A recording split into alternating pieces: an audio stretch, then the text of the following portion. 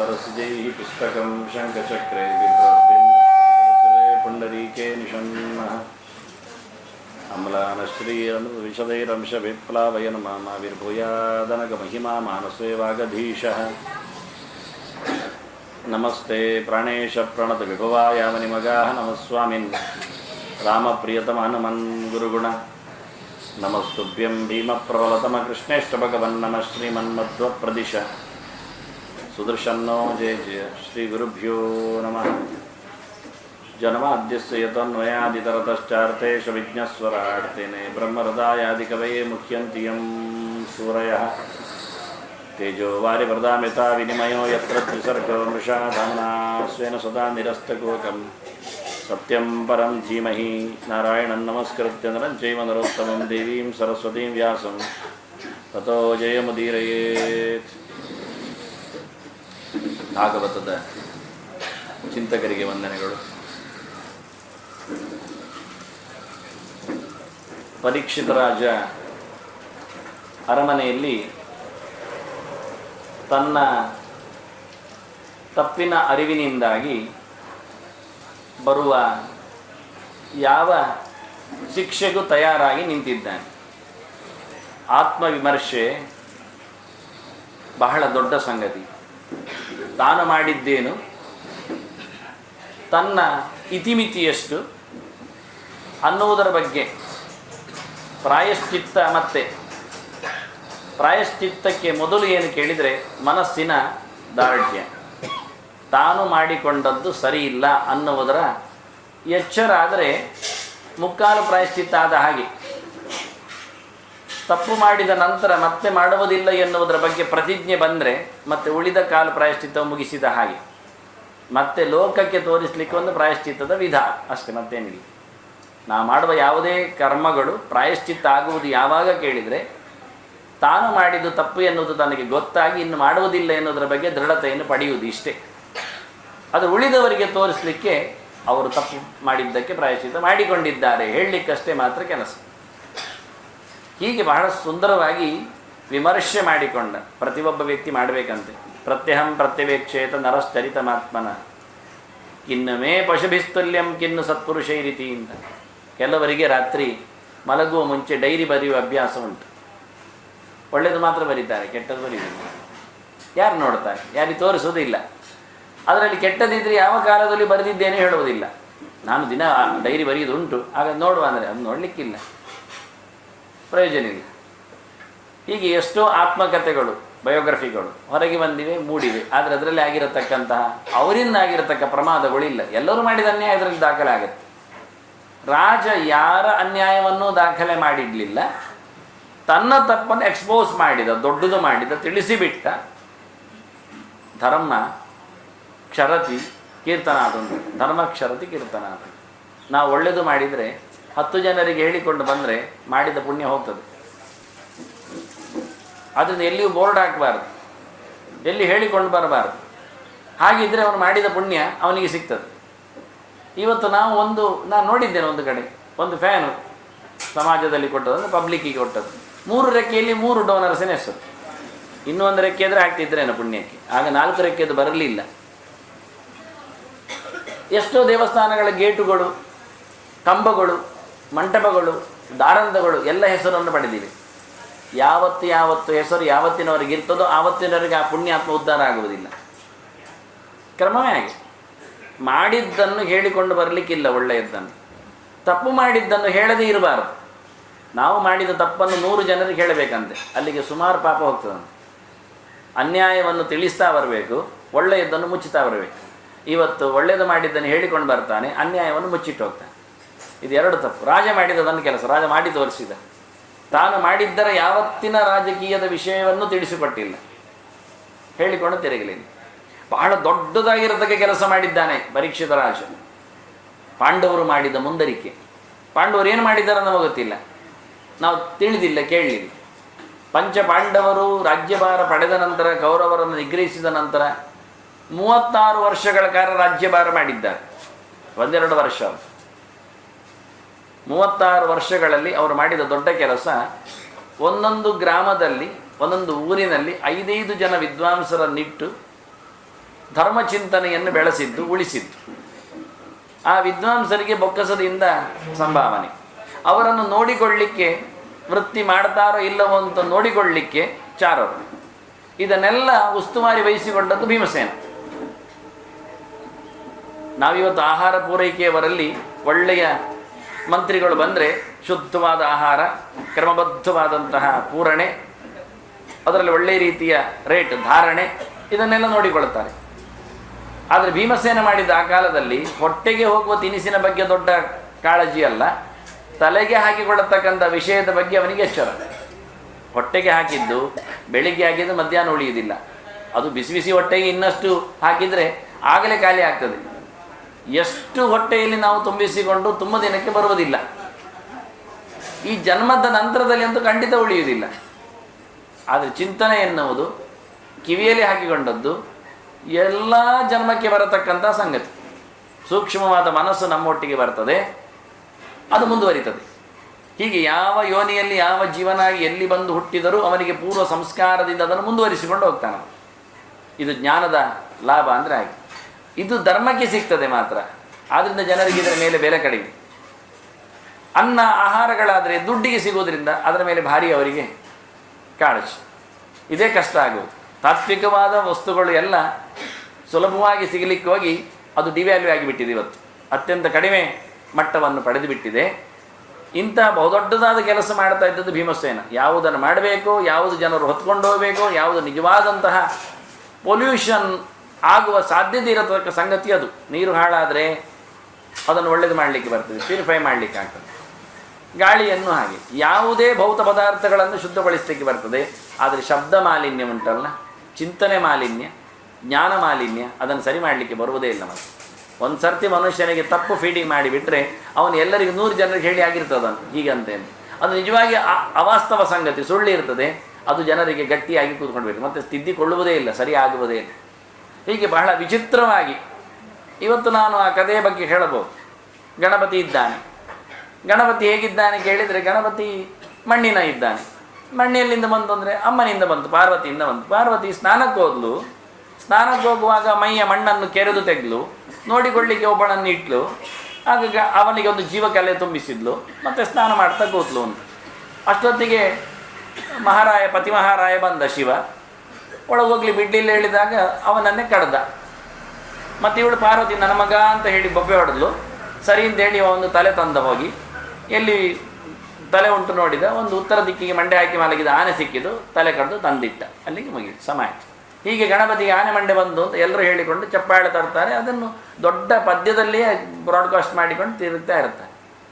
ಸುಮಾರು ಪ್ರಶ್ನೆ ಹೇಳುವುದು ಯಾರಿಗೂ ಕೇಳುವುದೇ ಇಲ್ಲ. ಪಾರ್ವತಿ ಇವತ್ತಿನ ಸ್ನಾನವೇ ಮಾಡಲಿಲ್ವ ಕೇಳಿದರೆ ಯಾರು ಹೇಳ್ತಾರೆ? ಏನು ಸಮಸ್ಯೆ ಬರುವುದೇ ಅಲ್ಲಿಂದ. ಅದರಲ್ಲಿ ಸಹ ಕಾಯಲಿಕ್ಕೆ ಅಷ್ಟು ಚಾರರು, ಗಣಗಳು, ಭೂತಗಣಗಳು ಎಲ್ಲ ಇರುವಾಗ ಒಂದು ಹೊಸ ಮಣ್ಣನೆ ಮೂರ್ತಿ ಮಾಡಿ ಅದಕ್ಕೆ ಜೀವ ತುಂಬಿಸಿ ಮಾಡುವಷ್ಟು ಬಡತನ ಬಂತೆ ಪಾರ್ವತಿಗೆ. ಹಾಕ್ಕೊಳ್ಳಿ. ಬಂದ ಶಿವನಿಗೆ 5 ತಲೆ ಇದ್ದರು, ಒಂದೊಂದಕ್ಕೆ 3 ಕಣ್ಣು ಬೇರೆ. ಅಷ್ಟು ಕಣ್ಣಿನಲ್ಲಿ ನೋಡುವಾಗಲಿ ಇದು ಪಾರ್ವತಿಯ ಮಗ ಅಂತ ಗೊತ್ತಾಗಲಿಲ್ಲ. ಅದಕ್ಕೆ ಕರೆದು ಬಿಡುವುದಾ? ಆದರೂ ಬಿದ್ದ ಮಂಡೆಯನ್ನೇ ಸಿಕ್ಕಿಸುವ ಬದಲಿಗೆ ಗೊತ್ತಾದ ನಂತರ ಆದರೂ ಆನೆ ಮಂಡೆ ಕೊಡಬೇಕು ಅದಕ್ಕೆ. ಅದು ರುದ್ರದಲ್ಲಿ 5 ಮಂಡೆ ಉಂಟು, ಒಂದು ಸ್ಪ್ಯಾರ್ ಸಿಕ್ಕಿಸ್ಬೋದಲ್ಲ ಸ್ಟೆಫಿನಿ ಇದ್ದಾಗೆ. ಅವನ ಮಗ ಅಂತಾದರೆ ಖುಷಿಯಲ್ಲಿ ಪಾರ್ವತಿ ಮೇಲೆ ಭಾರಿ ಪ್ರೀತಿ ಆದರೆ, ಅರ್ಧಾಂಗಿ ಆಗಿದ್ದರೆ ಅದು ಹೋಗ್ಕೊಳ್ಳಿ. ಮನುಷ್ಯ ತಲೆ ಇದೆ, ಒಂದು ಗಣದ್ದಾದರೂ ಅವನ ಗಣಗಳಲ್ಲಿ 2 ಮಂಡೆ, 4 ಮಂಡೆ, 3 ಮಂಡೆ, 6 ಮಂಡೆ, ಇಂಥದ್ದು ಗಣಗಳು ರುದ್ರದೇವರದ್ದು ಗಣಗಳು ಅಂದರೆ ಸಾಮಾನ್ಯ ಇಲ್ಲ, ಎಲ್ಲ ವಿಚಿತ್ರ. ನನಗೆ ಮೊದಲು ಬೊಮ್ಮೆ ಮನೆ ಚಂದಮ್ಮ ಓದುವಾಗ ಎಂಥದ ವಿಚಿತ್ರ ಬರೀತಾರೆ ಕಥೆ ಅಂತಿತ್ತು. ಮತ್ತೆ ನಾನು ಮಹಾಭಾರತ ಓದಲಿಕ್ಕೆ ಪುರಾಣ ತೆಗೆದು ನೋಡಿದರೆ ವೇದವ್ಯಾಸರು ಸೃಷ್ಟಿ ಮಾಡಿದ ಒಂದು ಕ್ಯಾರೆಕ್ಟರ್ ಪಾತ್ರವೂ ಇರಲಿಲ್ಲ ಚಂದಮಾಮದಲ್ಲಿ. ಅದಕ್ಕೂ ವಿಚಿತ್ರ. ಅದ್ಭುತವಾದ ಕಸಿ ಸಾಮ್ರಾಜ್ಯ ವೇದವ್ಯಾಸರ ಕತೆ. ಎಲ್ಲೆಂದರಲ್ಲಿ ಯಾವ್ಯಾವುದೋ ಪ್ರಾಣಿಗಳು, ಯಾವ್ಯಾವುದೋ ಅಂಗಗಳ ಜೊತೆಯಲ್ಲಿ ಇರತಕ್ಕಂಥ ಗಣಗಳು. ಹೇಳಲಿಕ್ಕೆ ಏಕಾಕ್ಷೀಂ ಲಂಬಕರ್ಣಾಂಚ ಮೃದುಕರ್ಣ ಹೇಳಿದ್ರು. ಒಂದು ಕಣ್ಣಿನವಳು. ನಾವೆತ್ತು ಭಾಳ ಇತ್ತೀಚಿನ 2015 ನಂತರದ ಕೆಲವು ಪಿಕ್ಚರ್ಗಳೇ ಒಂದು ಕಣ್ಣಿದ್ದೆಲ್ಲ ಮಾಡೋದು ನೋಡ್ತೇವೆ. ಇವ್ರ ಕತೆ ಹೇಳ್ತಾನೆ, ಏಕಾಕ್ಷೀಂ ಹೇಳಿದ್ರು, ಒಂದು ಕಣ್ಣಂತೆ, ಒಂದು ಕಣ್ಣಿನವಳು, ಕಿವಿ ಜೋಲುವ ಕಿವಿಯವಳು, ಇವೆಲ್ಲ ಹೇಳ್ತಾರೆ. ಹೆಚ್ಚು ಕಾಲಿನವರು ಎಲ್ಲ ವಿಚಿತ್ರ. ಅಗ್ನಿದೇವನ ಕಥೆಯೇ ವಿಚಿತ್ರ ಆಗಿದೆ. 2 ತಲೆ, ದ್ವಿಶೀರ್ಷಃ ಅಂತ, 7 ಕೈ, 7 ನಾಲಿಗೆ, 3 ಕಾಲು. ಲೆಫ್ಟ್ ರೈಟ್ ಹೇಳಿದ್ರು ಹೋಗ್ಲಿಕ್ಕಿಲ್ಲ ಅವನಿಗೆ. ಇನ್ನೇನಾದರೂ ಒಂದು ಹೆಚ್ಚು ಹೇಳಬೇಕು, ಒಂದು ಲೆಫ್ಟ್ ರೈಟ್ ಹೇಳಬೇಕು, ಒಂದು ರೈಟ್ ಲೆಫ್ಟ್ ಹೇಳಬೇಕು ಅವನಿಗೆ.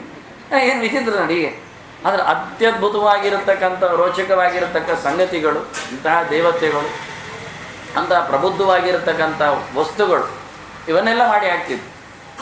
ಆದರೆ ಭೀಮಸೇನ ಪ್ರಧಾನವಾಗಿ ಮಾಡಿದ್ದು ಈ ಪೊಲ್ಯೂಷನ್ ನಿಲ್ಲಿಸಲಿಕ್ಕೆ, ತಲೆಯ ಚಿಂತನೆಯ ಗಟ್ಟಿ ಮಾಡಲಿಕ್ಕೋಸ್ಕರ ಇವೆಲ್ಲ ಹೋಗ್ಕೊಳ್ಳಿ ಅಂತ ಏನಾದರೂ ಮಾಡಲಿಕ್ಕಾಗತ್ತೆ. ಹೀಗೆ ಗಣಪತಿಯ ಕಥೆ ಹೇಳಿ ತಲೆ ಹಾಳು ಮಾಡಿರ್ತಾರೆ, ಸರಿ ಯಾರೂ ಹೇಳೋರಿಲ್ಲ, ಎಂತ ಕೇಳಲಿಕ್ಕೆ ಗೊತ್ತೇ ಆಗಲಿಕ್ಕಿಲ್ಲ. ಭಾಳಷ್ಟು ಸಾಹಿತ್ಯಗಳ ಅಥವಾ ವೇದಾಂತಗಳ ಅಥವಾ ಪುರಾಣಗಳ ಬಗ್ಗೆ ಜನರಿಗೆ ಗಟ್ಟಿಮುಟ್ಟಾದ ಆಳವಾಗಿರತಕ್ಕ ಅಧ್ಯಯನ ಇಲ್ಲ. ಹೇಳಿದ್ದು ಕೇಳಿಕೊಂಡು ತಿರುಗಿಕೊಂಡು ಹೋಗ್ತಾ ಇರ್ತಾರೆ, ಮುಂದುವರಿತಾ ಇರ್ತದೆ ಕಥೆಗಳು. ಆದ್ದರಿಂದ ಇದೆಲ್ಲ ತಪ್ಪು ಕಲ್ಪನೆಗಳು ಇರದಂತೆ ಮಾಡಿದವ ಭೀಮಸೇನ.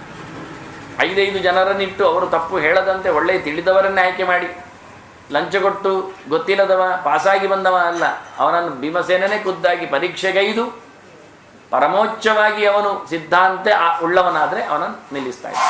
ಹೀಗೆ ಕೃಷ್ಣ ಪ್ರಜ್ಞೆಯನ್ನು ಪಾಂಡವರು ಜಾಗೃತಗೊಳಿಸಿ ಹೊರಟಿದ್ದಾರೆ. ಅದನ್ನು ಮುಂದುವರಿಸಿದವ ಪರೀಕ್ಷಿತ, ತಪ್ಪಿಲ್ಲದೆ ಮುಂದುವರಿಸಿದ್ದಾನೆ. ಒಂದು ಕಡೆ ಅವನಿಗೆ ಸಿಕ್ಕಿದ್ದು 30 ವರ್ಷಗಳ ಕಾಲ ರಾಜ್ಯಭಾರ ಮಾಡಿದ್ದಾನೆ ಪರೀಕ್ಷಿತ. ಅವನ ನಂತರದಲ್ಲಿ 36ರ ಹರೆಯದಲ್ಲಿ ಬಂದವ ಅವನು, ಕಡಿಮೆ ವಯಸ್ಸಿನಲ್ಲಿ ಬಂದ ಸಣ್ಣ ವಯಸ್ಸಿನವ ಅಲ್ಲವ. 36 ವರ್ಷ ರಾಜ್ಯಭಾರವನ್ನು ಪಾಂಡವರದ್ದು ಚೆನ್ನಾಗಿ ಹತ್ತಿರದಲ್ಲಿ ನೋಡಿದವ, ಅರಸು ಕುಮಾರನಾಗಿ ಅಲ್ಲಿದ್ದುಕೊಂಡು ಪಾಂಡವರ ಎಲ್ಲ ಚರಿತೆ ಚೆನ್ನಾಗಿ ಅಭ್ಯಾಸ ಮಾಡಿದವ. ಹಾಗಾಗಿ ಪಾಂಡವರ ತೆರಳಿದ ಬಳಿಕ 30 ವರ್ಷ ಕಾಲದಲ್ಲಿ ಒಮ್ಮೆ ಅವನಿಗೆ ಕಹಿ ಅನುಭವ ಆಯಿತು, ಘಟನೆ ಸಿಕ್ಕಿತು ಊರಿನಲ್ಲಿ. ಯಾರು ಹೇಳಿಕೊಂಡು ತಿರುಗುದಿರದೆ ಕೇಳಿದವನು ಮಾಡಿದ ದೊಡ್ಡ ಕೆಲಸ. ದೂರದಲ್ಲಿ ನೋಡಿದಾಗ ಕಡಿತಾ ಇದ್ದಾನೆ ಕೂತ್ಕೊಂಡು, ಅನ್ಯಾಯ ಮಾಡ್ತಾ ಇದ್ದಾನೆ ದನಕ್ಕೆ ಎಲ್ಲ. ಒಬ್ಬ ನೀಚ ವೇಷ ಹಾಕಿಕೊಂಡು ನಿಂತಿದ್ದಾನೆ, ಕತ್ತಿ ಹಿಡ್ಕೊಂಡು ಕಡಿಲಿಕ್ಕೆ ಹೋಗಿದ್ದಾನಿವ. ನನ್ನ ರಾಜ್ಯದಲ್ಲಿ ಅನ್ಯಾಯಗಾರರನ್ನು ನಾನು ಉಳಿಸುವುದಿಲ್ಲ ಅಂಥೇಳಿ. ಆಗ ಅವನು ದಮ್ಮೆ ಹಾಕ್ತಾನೆ, ಕಾಲಿಡಿತಾನೆ. ಯಾರು ನೀನು ಕೇಳ್ತಾನೆ, ನಾನು ಕಲಿ ಅಂತಾನ. ಈ ಯುಗದ ಒಡೆಯ ಅಂತಾನವ. ನೀನು ಎಲ್ಲಿದ್ದೆ ಕೇಳಿದೆ, ನನ್ನ ಯುಗದಲ್ಲಿದ್ದೆ ಅಂದ. ಕಲಿ ರಾಜನನ್ನು ಮಾತಾಡಿಸ್ತಾನೆ, ನೀನು ಯಾರಯ್ಯ ಅಂತ. ಸಮಾರಬ್ಧಂ ಕಲಿಯುಗಂ ಯದಾ ದುರ್ಯೋಧನೋಪತತ ಅಂತ. ಯಾವಾಗ ದುರ್ಯೋಧನ ಸತ್ತ ಆವತ್ತೆಯಿಂದ ಕಲಿಯುಗ ಶುರುವಾಯಿತು. ಕಲಿ ಬಂದ, ನನ್ನ ಯುಗ ಅಂತೇಳಿ. ದ್ವಾಪರದ ಎಂಡ್, ಕೃಷ್ಣ ನಿಂತು ಭಾರವನ್ನು ನಿಲ್ಲಿಸಿದಾಗ ದುರ್ಯೋಧನ ಸತ್ತ ಅಂದ ದಿನದಲ್ಲಿ ದ್ವಾಪರದ ಕೊನೆಯ ದಿನ. ಆದ್ದರಿಂದ ಕಲಿ ದುರ್ಯೋಧನ ಸತ್ತ, ಆದರೆ ಪ್ರತಿಯೊಂದು ಕಡೆಯಲ್ಲಿ ಕಲಿ ಯುಗ ಎದ್ದಿತು, ನಿಂತಿತು.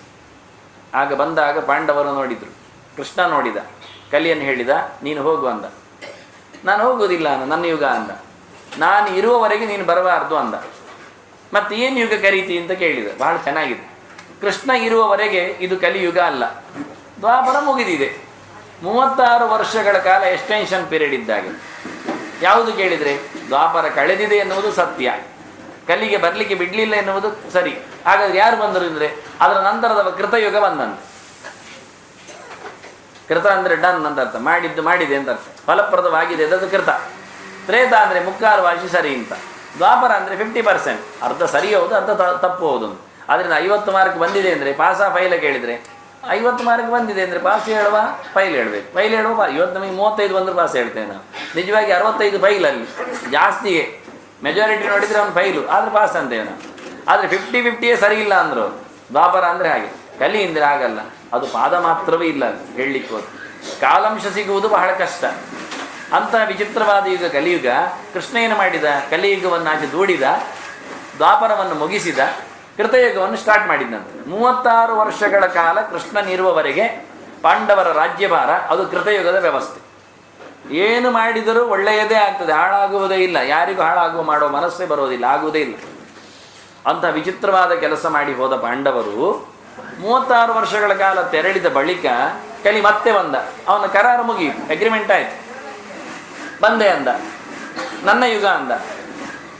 ಪಾಂಡವರು ದುಡಿದ್ದಾರೆ ಅಂತ ಹೇಳಿದ ಪರೀಕ್ಷೆದ ಗೌಜಿಯಲ್ಲಿ. ಅದು ಪಾಂಡವರು ದುಡಿದ್ದು ಅಂದ. ನಾನು ದುಡ್ತೇನೆ ಅಂದ. ನಾಳೆ ನಿನ್ನ ಮಗನು ದುಡ್ತೇನೆ ಅಂತಾನೆ ಅಂದವ. ಮತ್ತು ನಾನು ಬರುವುದು ಯಾವಾಗ ಕೇಳಿದ. ನಾನು ಬರಬೇಕಲ್ಲ ಅಂದ. ನೀನು ಎಲ್ಲಿಯಾದರೂ ಬದಿಯಲ್ಲಿ ಬಾ ಅಂತ ಹೇಳಿದ. ಮತ್ತೆ ಯಾವ ಜಾಗ ಕೊಡು ಕೇಳಿದ. ದ್ಯೂತಂ ಪಾನಂ ಸ್ತ್ರೀಯ ಸೂನ ಯತ್ರ ಅಧರ್ಮಶ್ಚತುರ ವಿಧ ಅಂತ. ನಿನಗೆ 4 ಜಾಗ ಕೊಡ್ತೇನೆ, ಅಧರ್ಮದ ತಾಣಗಳು. ಒಂದು ಜೂಜು ದ್ಯೂತಂ, ಇನ್ನೊಂದು ಕುಡಿತ ಪಾನಂ, ಮತ್ತೊಂದು ಸ್ತ್ರೀಯ ವೇಶ್ಯಾವಾಟಿಗೆ, ಮತ್ತೊಂದು ಸೂನ ಹಿಂಸೆ ಕೊಲೆ. ಇದು 4 ಜಾಗ ನಿನಗೆ. ಇದು ಎಲ್ಲಿ ಆಗ್ತದೆ ಅದು ನೀನಿದ್ದಿಂದರ್ಥ, ಇದು ನಿನ್ನ ಕೆಲಸ, ಇದು ನಿನ್ನ ಕಾರ್ಬಾರ್. ಕಲಿಗೆ ಜಾಗ ಕೊಟ್ಟ. ಕಲಿ ಕೇಳುತ್ತಾನೆ, ಇದು ಲೆಕ್ಕ ಏನು ಬೆರಳು ಮಾಡಿಸಿದ್ದೌದೇ, ಆದರೆ ಜೂಜಾಡುವವರೇ ಸ್ವಲ್ಪ ಕುಡಿತಾರೆ, ಅಲ್ಲೇ ಹುಡುಗಿಯರನ್ನೆಲ್ಲ ಆಚೀಚೆ ಮಾಡ್ತಾರೆ, ಮತ್ತೆ ಪೆಟ್ಟುಬುಡೆ ಆಗ್ತದೆ. ನೀನು ಹೇಳಿದ್ದೇನೋ ಸರಿ ಉಂಟು 4 ಅಂತ, ಆದರೆ ಆಗುವುದು ಒಂದೇ ಕಡೆ, ಎಲ್ಲ ಕಡೆ ಸಿಗುವುದಿಲ್ಲಲ್ಲ ಅಂತ. ಎಲ್ಲಿ ಎಲ್ಲ ಕಾಡ್ತದೆ ಅಂತ. ನನಗೆ ಜಾಸ್ತಿ ಬೇಕು ಜಾಗ ಅಂದ. ಪುನಶ್ಚ ಯಾಚಮಾನಾಯ, ನನಗೆ ತುಂಬ ಕಡೆ ಇರುವ ಹಾಗೆ ಒಂದು ಜಾಗ ಕೊಡು ಮಾರಾಯ ಹೇಳಿದರೆ, ಹಾಗಾದರೆ ನೀನು ದುಡ್ಡಿನಲ್ಲಿರು ಅಂತ ಹೇಳಿಬಿಟ್ಟು. ಜಾತರೂಪ ವದಾತ್ ಪ್ರಭು. ಹಣ ಅಂದಾಗ ಆಯಿತು. ಎಲ್ಲಿ ಹಣದ ಮೇಲಿನ ಜಿದ್ದು ಇರ್ತದೆ, ದುಡ್ಡು ಮಾಡುವ ಗೌಜಿ ಇರ್ತದೆ, ಅಲ್ಲಿ ಕಲಿ ಬರ್ತಾನೆ. ಅಲ್ಲಿ ಕಪ್ಪು ಬರ್ತದೆ. ಕಲಿ ಅಂದರೆ ಕಪ್ಪು. ಕಪ್ಪು ಹಣ ಶುರುವಾಗುತ್ತೆ ಅಂತ. ಕಪ್ಪಾಗಲಿ ಶುರು, ಅವನು ಕಪ್ಪಾಗ್ತಾನೆ. ಅದನ್ನು ಮುಡುತ್ತಾ ಅದು ಹಣವು ಅವನು ಮುಟ್ಟಿದರೆ ಹಣ ಕಪ್ಪಾಗ್ತದೆ, ಹಣ ಮುಟ್ಟಿದರೆ ಅವನು ಕಪ್ಪಾಗ್ತಾನೆ. ಒಟ್ಟು ಕಪ್ಪು ಮಾಡುವ ವಿಧಾನ ಅದು ಕಲಿಯ ವ್ಯವಸ್ಥೆ. ಎಲ್ಲಿ ಎಲ್ಲಿ ದುಡ್ಡಿನ ಮೇಲಿನ ಗಲಾಟೆ, ದುಡ್ಡಿನ ವ್ಯಾಮೋಹ, ದುಡ್ಡಿಗೋಸ್ಕರ ಜಗಳ ಎಲ್ಲ ಬರೀತದೆ, ಅಂಥ ಕಡೆ ಕಲಿಗೆ ಬಾ ಅಂತೇಳಿ ಜಾಗ ಕೊಟ್ಟುಬಿಟ್ಟು. ಅದು ಚಿನ್ನ ಆಗಬೇಕು ಅಂತಿಲ್ಲ, ಒಡವೆ ಆಗಬೇಕು ಅಂತಿಲ್ಲ, ಒಟ್ಟಾರೆ ದ್ರವ್ಯ ಆದರೆ ಸರಿ, ವ್ಯವಹಾರ ದ್ರವ್ಯ ಅನ್ನುವ ನೆಲೆಯಲ್ಲಿ ಆಗ ಚಿನ್ನವನ್ನೇ ಹೆಚ್ಚಾಗಿ ಇಟ್ಟುಕೊಳ್ತಿದ್ರು, ಬೆಳ್ಳಿಯನ್ನು ತರ್ತಿದ್ರು.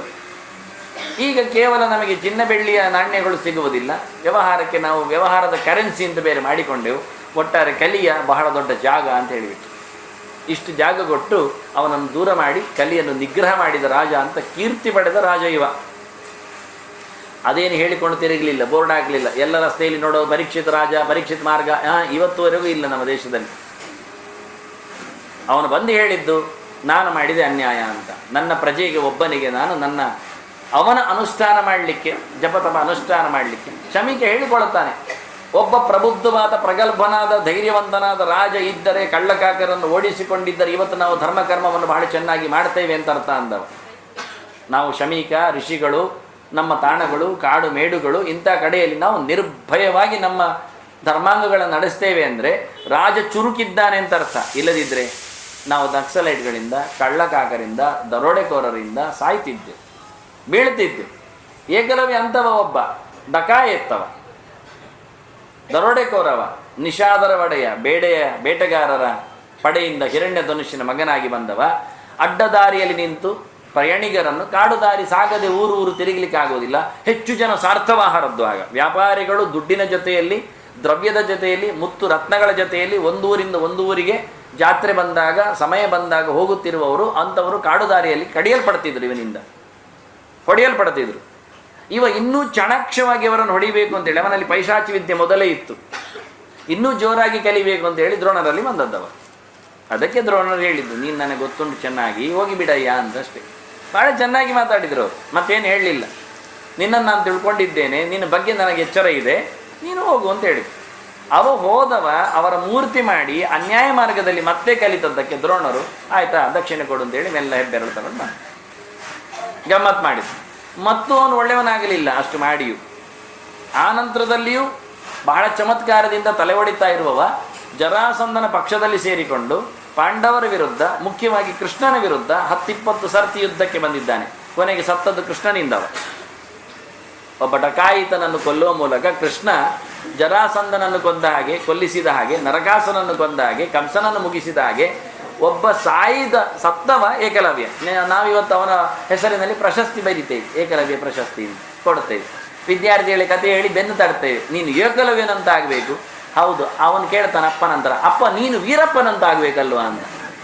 ಅಪ್ಪ ಮಗ ಒಳ್ಳೆಯವರಿದ್ದಾರೆ ಇವತ್ತು, ಕೇಳಬೇಕಲ್ಲ. ಯಾರು ಕತೆ ಕೇಳ್ತಾರೆ, ಯಾರು ಬರೀತಾರೆ? ಬರೆಯುವವ ಯಾವನೋ ಒಬ್ಬ, ಟೆಕ್ಸ್ಟ್ ಬುಕ್ ಮಾಡುವ ಯಾವನೋ ಒಬ್ಬ, ಅವನಿಗೇನು ಗೊತ್ತಿರಬೇಕು ಅಂತ ಇಲ್ಲ. ಅವನು ಇಂಥವನೇ ಬೆಪ್ಪನೇ ಬರೆಯುತ್ತೆ. ದುಡ್ಡಿನಲ್ಲಿ ಅವನು ಸದಸ್ಯತನ ಪಡಿತಾನೆ. ಅವನು ಸುಲಭ ಇಲ್ಲ, ಅದಕ್ಕೂ ಸದಸ್ಯರಾಗಬೇಕಂತ ದುಡ್ಡು ಕೊಡಬೇಕು. ದುಡ್ಡಿನಲ್ಲಿ ಸದಸ್ಯರಾಗ್ತಾರೆ. ಇಂಥವ್ರಿಗೇನು ಹೇಳೋದು? ಅದರಿಂದ ಪುರಾಣ ಸತ್ಯವಾಗಿ ಕೇಳುವವರು ಒಟ್ಟು ಸೇರುವುದಿಲ್ಲ. ಕೇಳುವಾಗ ಡೇಟ್ ಬಾರಾಗಿರ್ತದೆ, ಅವರು ಕೇಳುವಾಗ ಹೇಳುವ ಯೋಗ್ಯತೆ ಇರುವುದಿಲ್ಲ. ಇಂಥದ್ದು ಉಳ್ಕೊಂಡು ಹೋಗ್ತಾ ಇರ್ತದೆ, ಸರಿಯಾಗ್ತಾ ಇರುವುದೇ ಇಲ್ಲ. ಹಾಗೆ ಡಕಾಯಿತರನ್ನು, ಇವರನ್ನೆಲ್ಲ ಅನ್ಯಾಯ ಮಾಡಿದವರನ್ನು ಹಿಮ್ಮೆಟ್ಟಿಸಿದವ ರಾಜ ಹಿಮ್ಮೆಟ್ಟಿಸ್ತಾನೆ. ಮೆಟ್ಟಿಸಿದ್ರಿಂದ ಇವತ್ತು ನಾವು ಶಮೀಕರಂಥವ್ರ ವಿಷಯಗಳು ತಪಸ್ಸು ಮಾಡ್ತೇವೆ. ಮಗನೇ, ನೀನು ಅಂತ ರಾಜನಿ ಸಾಯ್ಬೇಕು ಅಂತ ಹೇಳ್ತೀಯಲ್ಲ, ಸರಿಯಾ ಅಂತ ಕೇಳ್ತಾನಪ್ಪ. ಆವತ್ತಿನ ಕಾಲದಲ್ಲಿ ಅವರವರ ಧರ್ಮವನ್ನು ಬೆಳೆಸಿದಾಗ ಒಂದು ವಿಶಿಷ್ಟವಾದಂತಹ ಸಂಪ್ರದಾಯ ಏನೆಂದರೆ, ಜಪತಪ ಅನುಷ್ಠಾನ ಧರ್ಮ ಕರ್ಮಗಳು ಲೋಕದಲ್ಲಿ ಚೆನ್ನಾಗಿ ಆಗ್ತಾ ಇದ್ದರೆ ಏನು ಸರ್ಕಲ್ ಸರಿ ಆಗ್ತದೆ ಅಂತ. ಯಜ್ಞಾದ್ ಭವತಿ ಪರ್ಜನ್ಯ, ಪರ್ಜನ್ಯಾದನ್ನ ಸಂಭವ, ಅನ್ನಾದ್ ಭವಂತಿ ಭೂತಾನಿ. ಇಂತಹ ಒಳ್ಳೆಯ ಹವನಗಳು, ಮಂತ್ರಭೂತವಾದ ವಾತಾವರಣಗಳು, ಒಳ್ಳೆಯ ಮಳೆಯನ್ನು ತರಿಸ್ತದೆ. ಮಳೆ ಒಳ್ಳೆಯದಾಗಿದ್ದರೆ ಬೆಳೆ ಚೆನ್ನಾಗಿ ಆಗ್ತದೆ. ಬೆಳೆಯಿಂದ ಚೆನ್ನಾಗಿ ಜನರು ಚೆನ್ನಾಗಿ ಬದುಕಿ ಒಳ್ಳೆಯ ರೀತಿಯಿಂದ ಕೆಲಸ ಮಾಡ್ತಾರೆ, ಒಳ್ಳೆಯ ಆರೋಗ್ಯವಂತರಾಗಿ ಬೆಳೀತಾರೆ. ಅದರಿಂದಾಗಿ ಅವರು ಮತ್ತೆ ಪುನಃ ಧರ್ಮಕರ್ಮವನ್ನು ಮಾಡ್ತಾರೆ, ಮತ್ತೆ ಪುನಃ ದೇವತೆಗಳನ್ನು ಪ್ರೀತಿಸಿ ದೇವತೆಗಳಿಂದಾಗಿ ಮತ್ತೆ ನಮಗೆ ಬೇಕಾದ ವರವನ್ನು ಪಡಿತಾರೆ. ಸಹಯಜ್ಞ ಪ್ರಜಾ ಸೃಷ್ಟ ಪುರೋವಾಚ ಪ್ರಜಾಪತಿ ಅನೇನ ಪ್ರಸವಿಷ್ಯಧ್ವಂ ಏಷವೋಸ್ತು ಇಷ್ಟ ಕಾಮಧುಕು ಅಂತ. ಯಜ್ಞ ಯಾಗಗಳಿಂದ, ವ್ರತ ನಿಯಮಗಳಿಂದ, ಪೂಜೆ ಪುನಸ್ಕಾರಗಳಿಂದ ದೇವತೆಗಳಿಗೆ ಖುಷಿಯಾಗಿ ಕಾಲೇ ವರ್ಷದ ಪರ್ಜನ್ಯ ಪೃಥಿವೀ ಸಸ್ಯಶಾಲಿನಿ ದೇಶೋಯಂ ಕ್ಷೋಭರಹಿತ ಸಜ್ಜನ ಸಂತು ನಿರ್ಭಯ. ಎಷ್ಟು ಚೆನ್ನಾಗಿರ್ತದೆ, ಅವರ ಸೊತ್ತಿಗೆ ಹೇಗಿರ್ತದೆ, ಜನರ ಖುಷಿ ಎಷ್ಟಿರ್ತದೆ. ಎಲ್ಲ ಕಾಲದಲ್ಲಿ ಎಲ್ಲ ಋತುಗಳು ಒಳ್ಳೆಯ ರೀತಿಯಿಂದ ತೆರೆದುಕೊಂಡಾಗ ಇದಕ್ಕೆಲ್ಲ ಆಗುವಂಥದ್ದು ಧರ್ಮಕರ್ಮಗಳು ಕಾಲಕ್ಕೆ ನಡೆದಾಗ ಇದಕ್ಕೆ ರಾಜಕಾರಣ. ಇವತ್ತು ರಾಜಕಾರಣಿ ಆದ್ದರಿಂದ ಇದೆಲ್ಲ ನಿಂತು ಹೋಗ್ತದೆ, ಮಾಡಲಿಕ್ಕೆ ಬಿಡುವುದಿಲ್ಲ.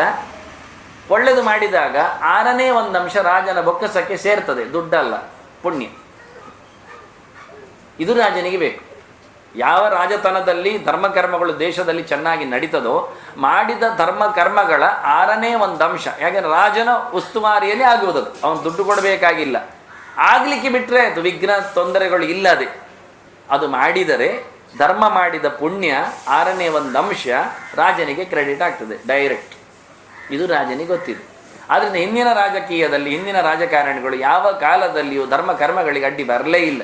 ಹಾಗಾಗಿ ಇವತ್ತು ನಮ್ಮ ದೇಶದಲ್ಲಿ ನಿರಂತರವಾದ ದೇವ ಮಂದಿರಗಳು, ಬಹಳ ದೊಡ್ಡದಾಗಿರ್ತದೆ, ವಿಶಾಲವಾದಂಥ ದೇವಭೂಮಿಗಳು, ಅದ್ಭುತವಾಗಿರ್ತಕ್ಕಂತಹ ರಿಚುವಲ್ಸ್ಗಳು ನಿಂತಿವೆ. ಇವತ್ತಿನವರು ನಿಲ್ಲಕ್ಕೆ ಕಾರಣ ಇವತ್ತಿನ ಜನರಿಗೆ ಅದರ ಎಚ್ಚರ ಇಲ್ಲ. ಆದ್ದರಿಂದ ಮಂತ್ರಿಮಂಡಲಕ್ಕೆ ಅವರು ಅದನ್ನು ಕಡಿತಾರೆ, ತೆಗಿಲಿಕ್ಕೆ ನೋಡ್ತಾರೆ.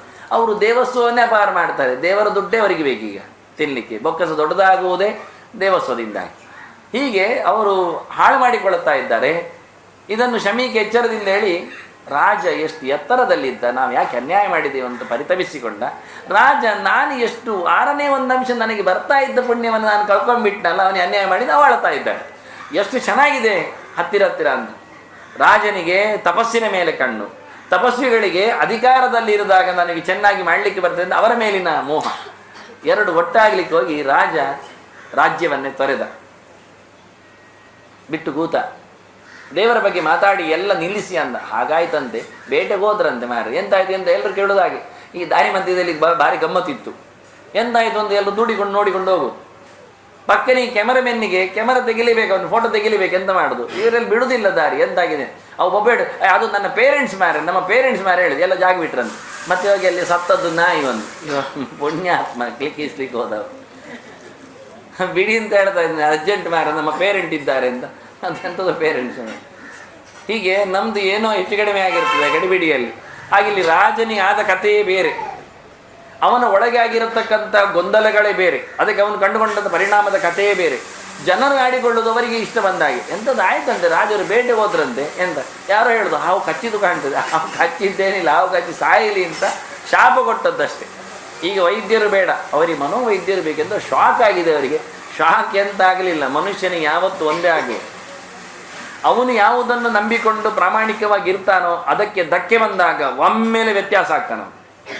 ಜನ ಇದನ್ನು ನೋಡ್ತಾರೆ. ಯಾವಾಗ ಯಾರಿಗೆ ಏನು ಆಗಬೇಕೋ ಅದನ್ನು ಆಗುವುದಂತೆ ಮಾಡುವುದೇ ಅವರ ಪಿತೂರಿ ಇರ್ತದೆ. ಒಬ್ಬನಿಗೆ ದಿನ ಬೆಳಿಗ್ಗೆದ್ದು ಸ್ನಾನ ಮಾಡಬೇಕಂತ ಇಟ್ಟುಕೊಳ್ಳುವ, ಅದು ಅವನಿಗೆ ಭಾರಿ ಖುಷಿ, ಭಾರಿ ತುಂಬ ಇಷ್ಟ, ಅವನು ಅದನ್ನು ನಡೆಸಿಕೊಂಡು ಬಂದಿದ್ದಾನೆ. ನೀವು ಅವನಿಗೆ ಸ್ನಾನ ಮಾಡಲಿಕ್ಕೆ ಬಿಡದಂತೆ ಮಾಡುವುದೇ ಉಂಟಲ್ಲ, ಅವನಿಗೆ ಸ್ವಾತಂತ್ರ್ಯದ ಅಪಹಾರ, ಧಕ್ಕೆ ಮಾಡುವುದು, ಅದು ಅವನಿಗೆ ಆಗುವಷ್ಟು ವೇದನೆ ಇನ್ನು ಯಾವುದರಲ್ಲಿ ಆಗುವುದಿಲ್ಲ. ಆಗ ಅವನು ಯಾವುದಕ್ಕೂ ತಯಾರಾಗ್ತಾನೆ ಅದನ್ನು ವಿರೋಧಿಸಲಿಕ್ಕೆ. ಇದು ಧರ್ಮಕರ್ಮದ ಪ್ರವೃತ್ತಿಯ ಕ್ರಮ. ಹೀಗೆ ಎಲ್ಲರಿಗೂ ಪ್ರತಿಯೊಂದು ಕಡೆಯಲ್ಲಿ ಆಗುವುದು ಇದೇ ನಮೂನೆ. ಆದ್ದರಿಂದ ರಾಜ ಯೋಚನೆ ಮಾಡಿದ, ತನಗೆ ತನ್ನಿಂದಾದ ಅಪಚಾರ, ಇಷ್ಟು ಸಮಯ ಪ್ರಾಮಾಣಿಕವಾಗಿ ಬದುಕಿ ಬರುತ್ತಿದ್ದ ರಾಜನಿಗೆ ಒಮ್ಮೆಲೆ ಏರುಪೇರಾಯಿತು. ಯಾಕೆ ಆಯಿತು ಹೀಗೆ ಅನ್ನುವ ವಿಮರ್ಶೆ ಮಾಡಿ ಅದಕ್ಕೆ ಹೇಳಿದ ಪ್ರತ್ಯಹಂ ಪ್ರತ್ಯವೇಕ್ಷೆ ಅಂತ. ಪ್ರತಿಯೊಬ್ಬ ಪ್ರತಿನಿತ್ಯ ಮಲಗುವಾಗ ನೋಡಬೇಕು, ಡೈರಿ ಬರೆಯುವುದಲ್ಲ, ನಾನಿವತ್ತು ಎಂಥದ್ದು ಮನುಷ್ಯನಾಗಿ ಕೆಲಸ ಮಾಡಿದ್ನಾ ಅಥವಾ ಪ್ರಾಣಿಯಾಗಿ ವರ್ತಿಸಿದ್ನಾ ಅಂತ. ಎಷ್ಟು ಕೆಲಸಗಳಲ್ಲಿ ನನಗಿವತ್ತು ಅನ್ಯಾಯ ಆಗಿದೆ, ಅನ್ಯಾಯ ಮಾಡಿದ್ದೇನೆ, ಎಷ್ಟು ಸರಿಯಲ್ಲಿ ನಾನು ನಡೆಸಿಕೊಂಡು ಬಂದಿದ್ದೇನೆ, ತಿದ್ದಿಕೊಳ್ಳಿಕ್ಕೆ ನೋಡಬೇಕು ಅಂತ. ನಮ್ಮದು ಇವತ್ತು ಸಿಂಹಾವಲೋಕನವೇ ಇಲ್ಲ, ಏನಾಯಿತು ನೋಡಲಿಕ್ಕೆ ಪುರುಸೊತ್ತೇ ಇಲ್ಲ ನಮಗೆ. ಏನಾದರೂ ಆಗಲಿ ಹೋಗ್ತಾ ಇರ್ತೇವೆ ಓಡಿಕೊಂಡು. ಆಕ್ಸಿಡೆಂಟ್ ಆದರೂ ಪರವಾಗಿಲ್ಲ, ಆಕ್ಸಿಡೆಂಟ್ ಆಯ್ತಲ್ಲ, ಯಾಕೆ ಬಿದ್ದರೆ ಆ್ಯಂಬುಲೆನ್ಸ್ ಉಂಟಲ್ಲ ಅಂತ. ಅದು ಬೀಳಿಸಿದ್ದೆ ಆ್ಯಂಬುಲೆನ್ಸ್ ಹೇಳಿದರೆ ಹೌದಾ, ಮತ್ತೆ ಹೇಳ್ತಾನೆ ಪರವಾಗಿಲ್ಲ ಸೇರಿಸ್ತಾರಲ್ಲ ಆಸ್ಪತ್ರೆ ಅಂತ. ನೋಡಿ ಎಷ್ಟು ಧೈರ್ಯ ನಮಗೆ. ಗುದ್ದಿದ್ದೇ ಆ್ಯಂಬುಲೆನ್ಸು, ಯಾಕೆ ಅದು ಆಸ್ಪತ್ರೆಯಲ್ಲಿ ಜನ ಇಲ್ಲ, ಅದಕ್ಕೆ ಹೇಳ್ಕೊಂಡು ಹೋಗ್ಲಿಕ್ಕೆ ಬಿದ್ದದ್ದು. ಇನ್ನು ಅದು ಅಷ್ಟು ಮುಂದೆ ಹೋಗ್ತದೆ ಈಗ. ನೀವು ಕರೆದಾಗ ಆ್ಯಂಬುಲೆನ್ಸ್ ಬರೋದಲ್ಲ, ನಿಮ್ಮನ್ನು ಬೀಳಿಸ್ಲಿಕ್ಕೆ ಆ್ಯಂಬುಲೆನ್ಸ್ ಬರ್ತದೆ, ಕರ್ಕೊಂಡೋಗಿ ಆಸ್ಪತ್ರೆಯಲ್ಲಿ ಹಾಕ್ತಾರೆ. ಒಂದು ವಾರ ಇರಿ ಅಂತಾರೆ, ಮತ್ತೆ ನೋಡುವ ಅಂತಾರೆ, ಮತ್ತೆ ಒಂದು ತಿಂಗಳು ಇರಿ ಅಂತಾರೆ, ಮತ್ತೆ ನೋಡುವ ಅಂತಾರೆ. ಹೀಗೆ ನಮ್ಮನ್ನು ಅದೇ ಎಳ್ಕೊಂಡು ಹೋಗ್ತದೆ. ನಾವು ವಿಮರ್ಶೆ ಮಾಡದೇ ಕೂತ್ರೆ ನಮಗೆ ಅರ್ಥ ಆಗುವುದಿಲ್ಲ. ಓಡಿಕೊಂಡು ಹೋದ್ರೆ ಅಪಘಾತ ಆಗುತ್ತೆ. ವಾಸ್ತವವಾಗಿ ರಾಜ ಎಚ್ಚರಗೊಂಡಿದ್ದಾನೆ, ನನಗೇನು ಬೇಡ ಅಂದ. ನಿಮ್ಮ ಕಾಯಿಲೆ ನನ್ನ ಕಾಯಿಲೆ ಅಲ್ಲ, ನನ್ನ ಕಾಯಿಲೆ ನಿಮ್ಮ ಕಾಯಿಲೆ ಅಲ್ಲ, ಆದ್ದರಿಂದ ನೀವು ನನ್ನ ಬಾಡಿಗೆ ಬಿಡಿ, ದೇವರ ಬಗ್ಗೆ ಮಾತಾಡಿ ಅಂತ. ಇತರರ ಸುದ್ದಿಗಳ ಬಗ್ಗೆ ನಮ್ಮ ಕಾಯಿಲೆ ಉಲ್ಬಣಗೊಳ್ತದೆ ಅಷ್ಟೇ ಹೊರತು ಕಿರಿಕಿರಿ ಆಗ್ತದೆ. ದಶತ್ವಲಂ ಅವು ಹೇಳ್ತಾನೆ ಎಷ್ಟು ಜೋರು ಅಂದರೆ, ಆವ ಕಚ್ಚಿಲಿಯ ಅಂದ. ಎಲ್ಲರೂ ಹೇಳೋದು ಹಾವಲ್ಲ, ಕಚ್ಚದಂತೆ ಮಾಡುವ, ವಿಶ್ವವಿದ್ಯಾಲಯವನ್ನು ಕರೆಸುವ, ಗರುಡ ಮಂತ್ರ ಜಪ ಮಾಡಿ, ಹೀಗೆ ಶುರು ಮಾಡುವ. ಎಲ್ಲರಿಗೂ ಎಲ್ಲೆಲ್ಲಿದ್ದಾರೆ ವಿದ್ಯಾರ್ಥಿಗಳ ಸಮೂಹ ಅವರಿಗೆಲ್ಲ ಗರುಡ ಮಂತ್ರ ಉಪದೇಶ ಮಾಡು. ಅವರ ಹತ್ರ ಇಲ್ಲ, ಈಗಾಗಲೇ ಸ್ಟಾಕ್ ಇಲ್ಲ, ಇದಕ್ಕೋಸ್ಕರ ಮಾಡಬೇಕು. ಎಷ್ಟು ಗಮ್ಮತ್ತು ಕೇಳಿದರೆ, ಮಂತ್ರಶಾಸ್ತ್ರ ಆಪತ್ಕಾಲದಲ್ಲಿ ತಗೊಂಡ್ರೆ ಕೆಲಸ ಮಾಡೋದಿಲ್ಲ. ಮೊದಲೇ ಎಲ್ಲಿಯಾದರೂ ಗರುಡ ಮಂತ್ರವನ್ನು ಜಪ ಮಾಡ್ತಾ ಇದ್ದರೆ ಅಂಥವರನ್ನು ಕರೆದು ಮಾಡಿಸ್ಬೋದು ಅಷ್ಟೇ ಹೊರತು ಇದಕ್ಕೋಸ್ಕರ ಮಾಡು ಅಂದರೆ 0 ಫಲ. ಅದು ಗೊತ್ತಿಲ್ಲ. ಇವರೆಲ್ಲ ಯೋಚನೆ ಮಾಡ್ತಾ ಇದ್ದಾರೆ. ಒಬ್ಬ ವೈದ್ಯ ಹೊರಟ, ವಿಷವೈದ್ಯ ಕೇಳಿ, ನಿಮ್ಮ ಗೋತ್ರದವರು ಇರ್ಬೋದು, ಗೊತ್ತಿಲ್ಲ, ಕಾಶ್ಯಪ ಗೋತ್ರದವನ ಹೆಸರು ಕಾಶ್ಯಪ ಅಂತ, ಹೆಸರು ಸರಿ ಗೊತ್ತಿಲ್ಲ, ಒಂದು ಕಶ್ಯಪ ಗೋತ್ರದವ. ಎಲ್ಲ ಚೀಲ ಬೇರು ಅದು ಇದು ಎಲ್ಲ ಇಟ್ಕೊಂಡು ಬರ್ತಾ ಇದ್ದಾನೆ. ತಕ್ಷಕ ನೋಡಿದ ದಾರಿಯಲ್ಲಿ, ಅವನಿಗೆ ಗೊತ್ತಾಯಿತು, ಅವನಿಗೆ ಹೋಗೋ ಕೆಲಸ ಅದು. 7ನೇ ದಿನ ಅದು. ಕೇಳ್ತಾನೆ ವೈದ್ಯರ ಹತ್ರ, ಪಂಡಿತರ ಹತ್ರ, ಸ್ವಾಮಿ ತಾವು ಹೊರಟದ್ದು ಅರಮನೆಗೆ ಏನು ಅಂತ. ಅಲ್ಲಿ ರಾಜನಿಗೆ ಇವತ್ತು ತಕ್ಷಕ ಕಚ್ಚುತ್ತಾನಂತೆ. ಕಚ್ಚಲಿ ಅಲ್ಲ, ಅದನ್ನು ಬಿಡಿಸ್ಲಿಕ್ಕೆ ಹೋಗ್ತಾ ಇದ್ದೇನೆ, ವಿಷಯವನ್ನು ಪರಿಹರಿಸ್ತೇನೆ ನಾನು. ನಿನಗೇನು ಪರಿಹಾರ ಮಾಡಲಿಕ್ಕೆ ಬರ್ತದೆ ಹೇಳ್ದ. ನಾನು ಮಂತ್ರ ಬಲ್ಲವ, ಬೇಕಾದಷ್ಟು ನನ್ನಲ್ಲಿ ತಂತ್ರವಿದೆ, ನನ್ನಲ್ಲಿ ಔಷಧಗಳು ಉಂಟು, ಮಾಡ್ತೇನೆ. ನೋಡಿ, ಸಾಮಾನ್ಯ ಅಲ್ಲ ತಕ್ಷಕ ಅಂದರೆ. ಅವ ವಿಚಿತ್ರ ಪ್ರಾಣಿ. ಅವ ಕಚ್ಚಿದರೆ ಯಾರು ಬದುಕಿ ಉಳಿಯುವುದಿಲ್ಲ. ಮತ್ತು ಋಷಿಯ ಶಾಪ ಬೇರೆ. ನೀವು ಸುಮ್ಮನೆ ಹೋಗಿ ಟ್ರೈ ಮಾಡಿ, ಆಗದೇ ಇದ್ದು ವಿಷ ವೈದ್ಯರಿಗೆಲ್ಲ ಹೆಸರು ಬರೆಸುವುದು ಬೇಡ. ಮತ್ತೆ ಗಲೀಜಾಗ್ತದೆ, ಮರ್ಯಾದೆ ಹೋಗ್ತದೆ. ಹೆದರಿಕೆ ಇಲ್ಲ ಅಂದ. ನನ್ನ ವಿದ್ಯೆಯ ಮೇಲೆ ನನಗೆ ಅಭಿಮಾನ ಉಂಟು. ತಕ್ಷಕನನ್ನು ಕಚ್ಚಿದರೂ ಅವನನ್ನು ನಾನು ಉಳಿಸುವ ವೈದ್ಯ ನನ್ನಲ್ಲಿ ಇದೆ ಎನ್ನತಕ್ಕಂತಹ ಶಕ್ತಿ ನನಗೆ ಗೊತ್ತಿದೆ, ಅದಕ್ಕೆ ನಾನು ಹೊರಟಿದ್ದೇನೆ ಅಂದ.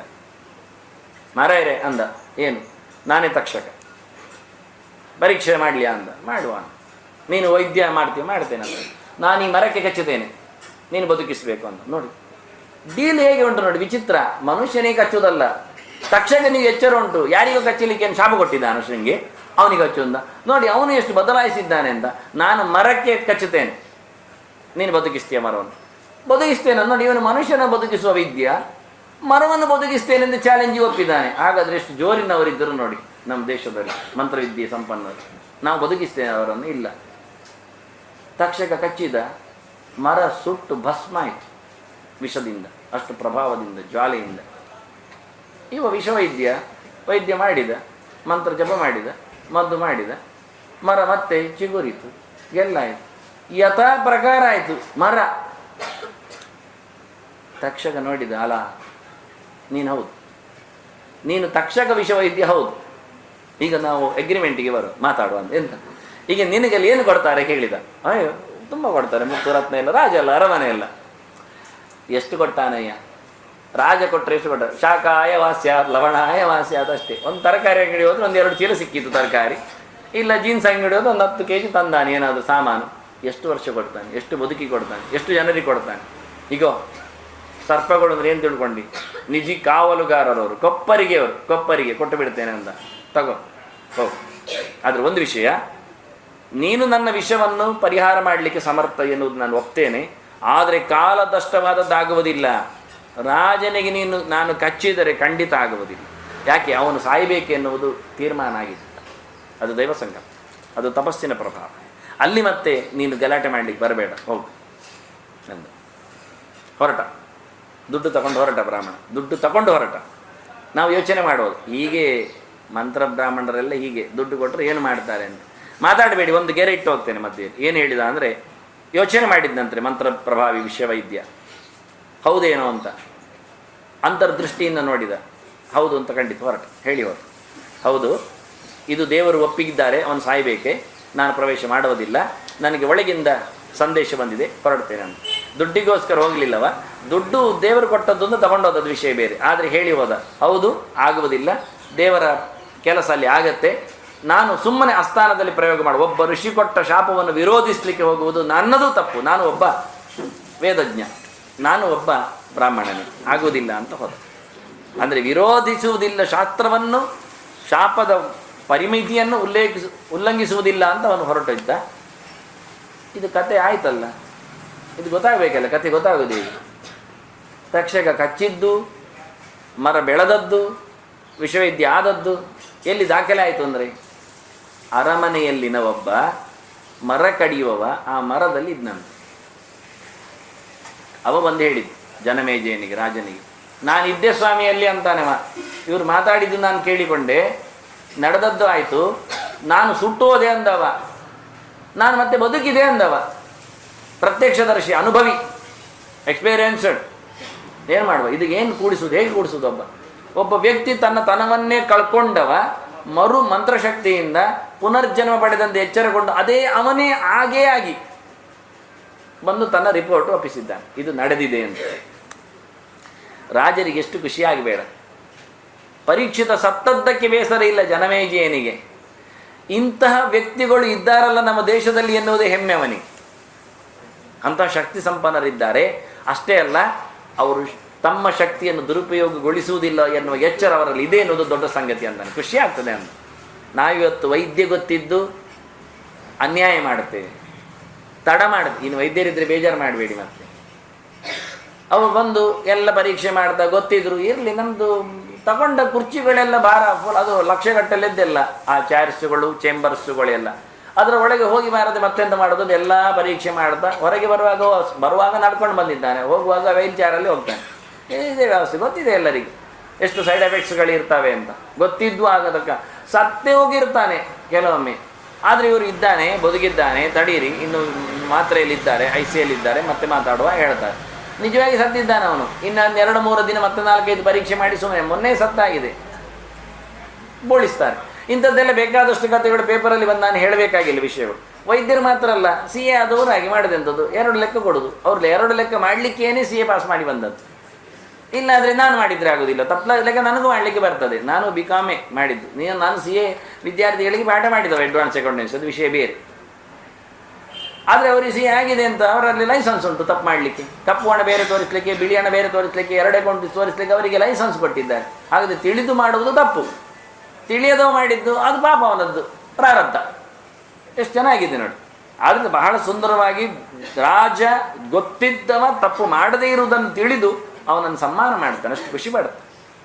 ಹೀಗೆ ಚುಚ್ಚಿದೆ ಅಂತ ಹೇಳಿಕೊಂಡು ಹೆಮ್ಮೆ ಪಟ್ಟು ಹೇಳಿಕೊಂಡವ ರಾಜ. ದಶತ್ವಾಲಂ ಅಂತಾನೆ, ಕಚ್ಚಿಲಿಯ ತಕ್ಷಕ 7 ದಿನ ಕಾಯುವುದು ಯಾಕೆ ಅಂತ ನಾನು ಮತ್ತೆ ಅಷ್ಟು ಜೋರಿದ್ದಾನೆ ಅವನು. ಯಾವಾಗ ಬೇಕಾದರೆ ಕಚ್ಚಲಿ, ನಾನು ಮಾಡಿದ ತಪ್ಪಿಗೆ ಪ್ರಾಯಶ್ಚಿತ್ತ ಆಗಲೇಬೇಕು.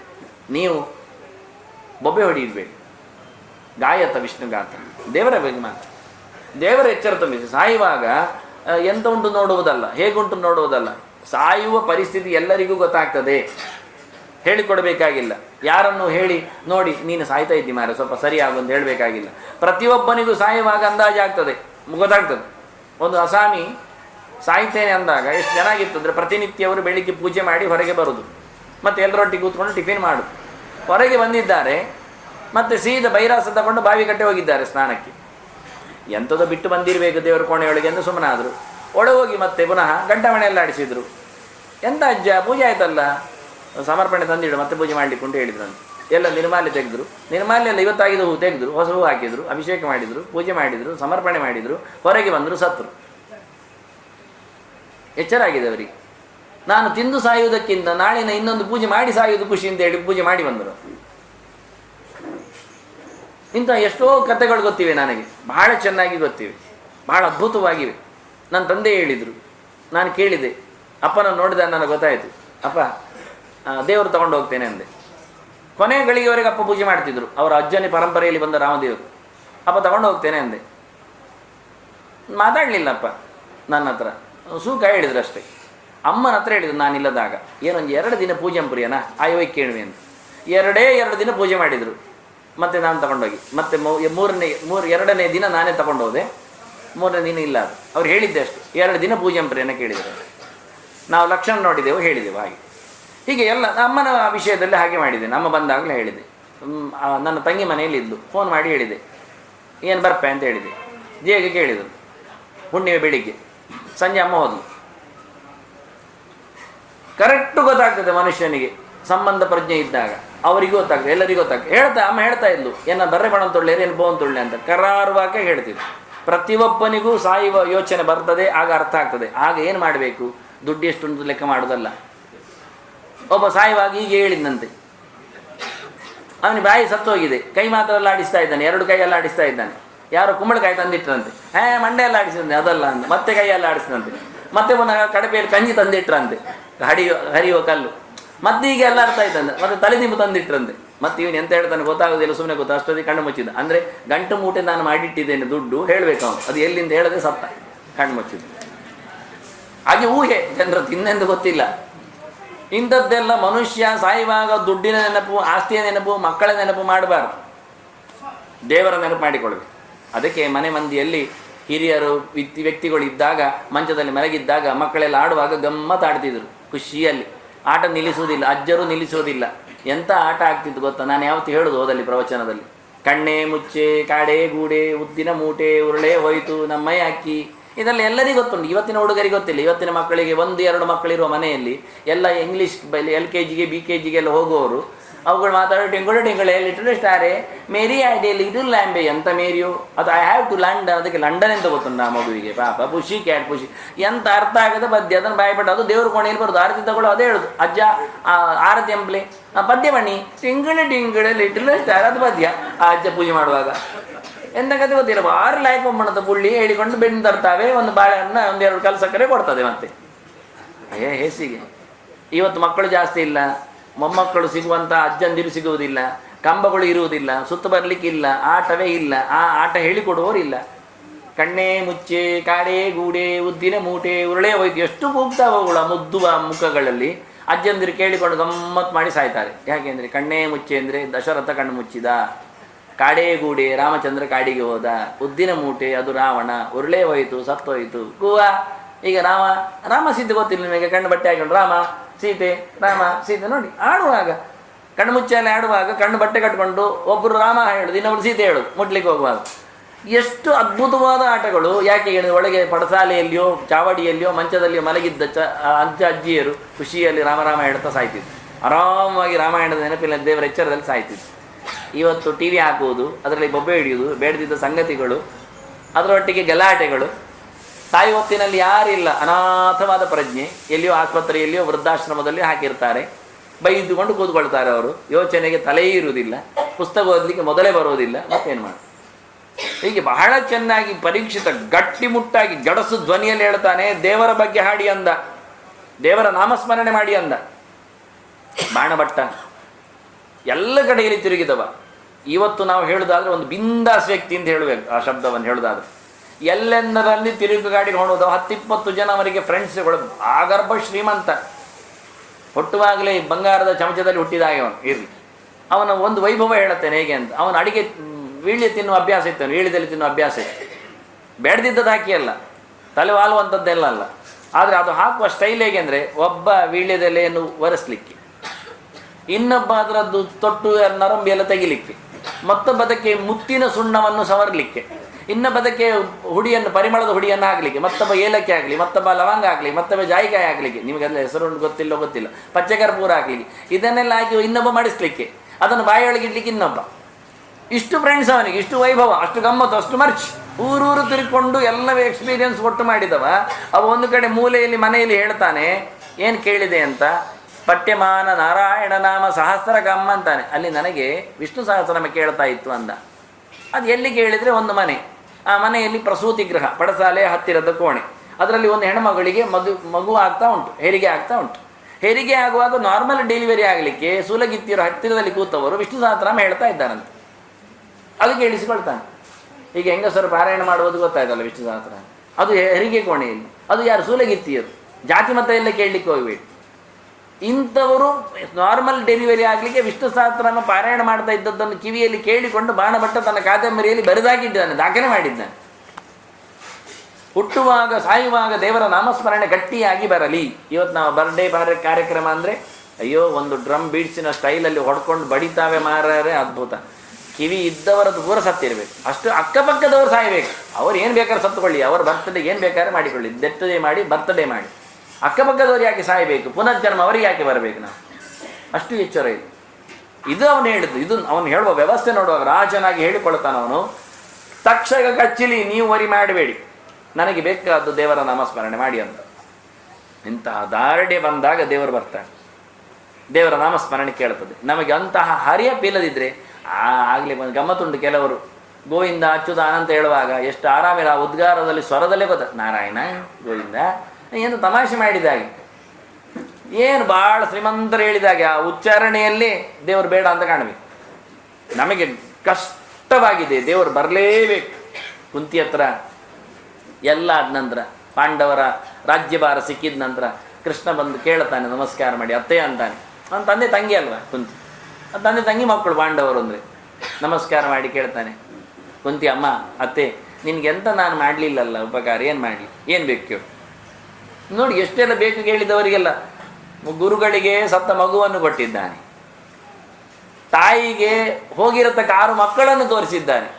ಕೃಷ್ಣನ ಹತ್ರ ಹೇಳ್ತಾಳೆ, ನೀನು ಹುಟ್ಟುವ ಮುಂಚೆ ನನಗೆ 6 ಗರ್ಭ ಬಂದಿದೆ, ಕಂಸ ಬಡಿದು ಬಂದಿದ್ದಾನೆ, 7ನೇದೊಂದು ಜಾರಿದೆ, ಅದು ಬಲರಾಮ ನಿನ್ನೊಟ್ಟಿದ್ದಾನೆ, ನನಗೆ 6 ಮಕ್ಕಳು ತೋರಿಸ್ಬೇಕು. ಆಯ್ತು ಅಂದ. 6 ಮಕ್ಕಳನ್ನು ತೋರಿಸ್ತಾನೆ. ಅವುಗಳು ಲೊಚಲೊಚ ಅಂತ ಹೇಳಿಕೊಂಡು ಸ್ತನ್ಯಪಾನ ಮಾಡಿದ್ದಾವೆ, ದೇವಕ್ಕಿದ್ದು ಹಾಲು ಕುಡಿದಿದ್ದಾವೆ. ಕೃಷ್ಣ ಕುಡಿದ ಪ್ರಸಾದ ಹೇಳಿ ತುಂಬ ಖುಷಿಯಿಂದ ಆ ಮಕ್ಕಳು ಕುಡಿದ್ರು. ಅಮ್ಮನಿಗೆ ತುಂಬ ಖುಷಿ ಆಯಿತು. 6 ಮಕ್ಕಳು ಒಮ್ಮೆಲೆ. ಅದ್ಭುತ ದೃಶ್ಯ. ಈ ಚಿತ್ರಪಟ ಕಾಣುವುದೇ ಇಲ್ಲ, ಕತೆ ಗೊತ್ತಾಗುವುದಿಲ್ಲ ನಮಗೆ. ಇಷ್ಟೆಲ್ಲ ಮಾಡಿದ ಕೃಷ್ಣ ಕುಂತಿ ಹತ್ರ ಕೇಳ್ತಾರೆ, ಅಮ್ಮ ನಿನ್ಗೆಂತ ಮಾಡಲಿ? ಅವಳು ಹೇಳ್ತಾಳೆ, ಕೃಷ್ಣ ವಿಪದಸ್ಸಂತನ ಶಾಶ್ವತ ತತ್ರ ತತ್ರ ಜಗತ್ಪತಿ ಭವತೋ ದರ್ಶನಂ ಯಸ್ಯಾತ್ ಅಪುನರ್ಭವ ದರ್ಶನ. ಕೃಷ್ಣ ನನಗೆ ತೊಂದರೆ ಕೊಡು ಅಂದವಳು. ತಪ್ಪಿ ಎತ್ತಿ ಕಾಣುತ್ತೆ ಪಾಪ, ತೊಂದರೆ ಬಿಡು ಅಂತ ತೆಗಿ ಅಂತ ಹೇಳಬೇಕಿತ್ತು, ಕೊಡೋದು ಕೇಳಿದ್ದು ಇಲ್ಲ ಅಂತ. ನನಗೆ ನೋಡು, ವಿಷಾತ್ ಮಹಾಗ್ನೇ ಪುರುಷಾದ ದಂಶನಾಥ್ ಅಸತ್ಸಭಾಯ ವನವಾಸ ಕೃಚ್ರತಃ. ಇದೆಲ್ಲ ಭಾಗವತದ್ದೇ ಗೆರೆಗಳು, ಕುಂತಿ ಪ್ರಾರ್ಥನೆ. ಕೃಷ್ಣ ನನಗೆ ನೀನು ನನ್ನ ಮಕ್ಕಳಿಗೆ ವಿಷ ಕೊಟ್ಟರು, ಢಾಳಾಗಿ ಗಟ್ಟಿಯಾಗಿ. ಪ್ರಾಕ್ಷೇಪಯದ್ ಮುಖೆ ಅಂತಾರೆ, ಭೀಮಸೇನನ ಬಾಯಿಗೆ ಕೌರವರು ಲಾಡು ಮಾಡಿಕೊಂಡು, ವಿಷದ ಲಡ್ಡುಗೆ ಮಾಡಿಕೊಂಡು ಅವನಿಗೆ ತುಂಬಿಸುವುದು. ತಿನ್ನೋಣ, ತಿನ್ನು ಖುಷಿ ಆಗ್ತದೆ, ತಿನ್ನು, ಬಾಯಿಯೊಳಗೆ ತುಂಬಿಸುವುದು. ಎಲ್ಲಿಯಾದರೂ ತಗೊಂಡು ಹೋದರೆ ಮನೆಗೆ ಕೆಲವರೆಲ್ಲ ಉಂಟು, ಬಟ್ಟೆ ಹಿಡಿದು, ಹಿಂದೆಲ್ಲ ಬಟ್ಟೆ ಹಿಡಿದು, ಈಗ ಬಟ್ಟೆ ಇಲ್ಲ, ಚೀಲವೇ ಹಿಡಿದು. ಈಗ ಚೀಲ ಹಿಡಿದು ಬೇಡ ಅಂದ್ರೆ ಅವರೇ ಡಬ್ಬಿಯಲ್ಲೇ ಕೊಡ್ತಾರೆ, ಅವಳೆ ತಿನ್ನಿ ಸೈತ್ಬೋಲೆ ಅಂತ. ಇಲ್ಲಿ ತಿಂದು ನೀವು ಶುಗರ್ ಜೋರ ಅಲ್ಲ, ನಿಜವಾಗಿ ಕರೆಕ್ಟ್. ಇಲ್ಲಿ ತಿಂದು ಶುಗರ್ ಜೋರಾಗಿ ಮತ್ತೆ ಕೂಡಲೇ ಒಂದು ಆ್ಯಂಬುಲೆನ್ಸ್ ನಿಲ್ಲುವುದೇ ಜಾಗ ಕಡಿಮೆ, 4 ಆ್ಯಂಬುಲೆನ್ಸಲ್ಲಿ ಬರಬೇಕು. ದಮ್ಮೆ ನಿಮ್ಗೆ ಇಲ್ಲ ಪೋತೆ ತಿನ್ನಪ್ಪ ಹೇಳಿ ಕೊಟ್ಟುಗಳು. ಈ ಪ್ರಾಣಿಗಳು ದಾರಿಯಲ್ಲೇ ತಿಂದು ಹೋಗುದು. ಆ ಮಕ್ಕಳಲ್ಲಿ ಕೇಳೋದು, ಅಪ್ಪ ಇನ್ನು ಜಾಲ ಇತ್ತರೆ ಅವಳು, ಅವು ಏನೇ ತಿಂದೈತಯ್ಯ, ಕೊಡೆಗೆ ಒಂಜಿ ಮಾತ್ರ ಉಳಿತು, ನನಗೆ ಒಂದು ಕೊಡೋದು. ಎಂತ ವಿಚಿತ್ರ, ಬಹಳ ಕಷ್ಟ. ಇವಳು ಹೇಳ್ತಾಳೆ, ನನ್ನ ಮಕ್ಕಳಿಗೆ ವಿಷದ ಲಡ್ಡುಗೆಯನ್ನೇ ಒತ್ತಾಯದಿಂದ ತಿನ್ನಿಸಿದ್ದಾನೆ, ಹೆಡಿಗೆ ತಿನ್ನಿಸಿದ್ದಾನೆ. ಏನಾಗಲಿಲ್ಲ, ಮಕ್ಕಳು ಬಾರಾಗಿ ಬಂದಿದ್ದಾರೆ. ಯಾಕೆ? ಕೃಷ್ಣ ನಿನ್ನ ಎಚ್ಚರ, ನಿನ್ನ ಅನುಗ್ರಹ, ನೀನು ಕಾಪಾಡಿ, ನಂದೇನಲ್ಲ ಅಂತಾಳೆ.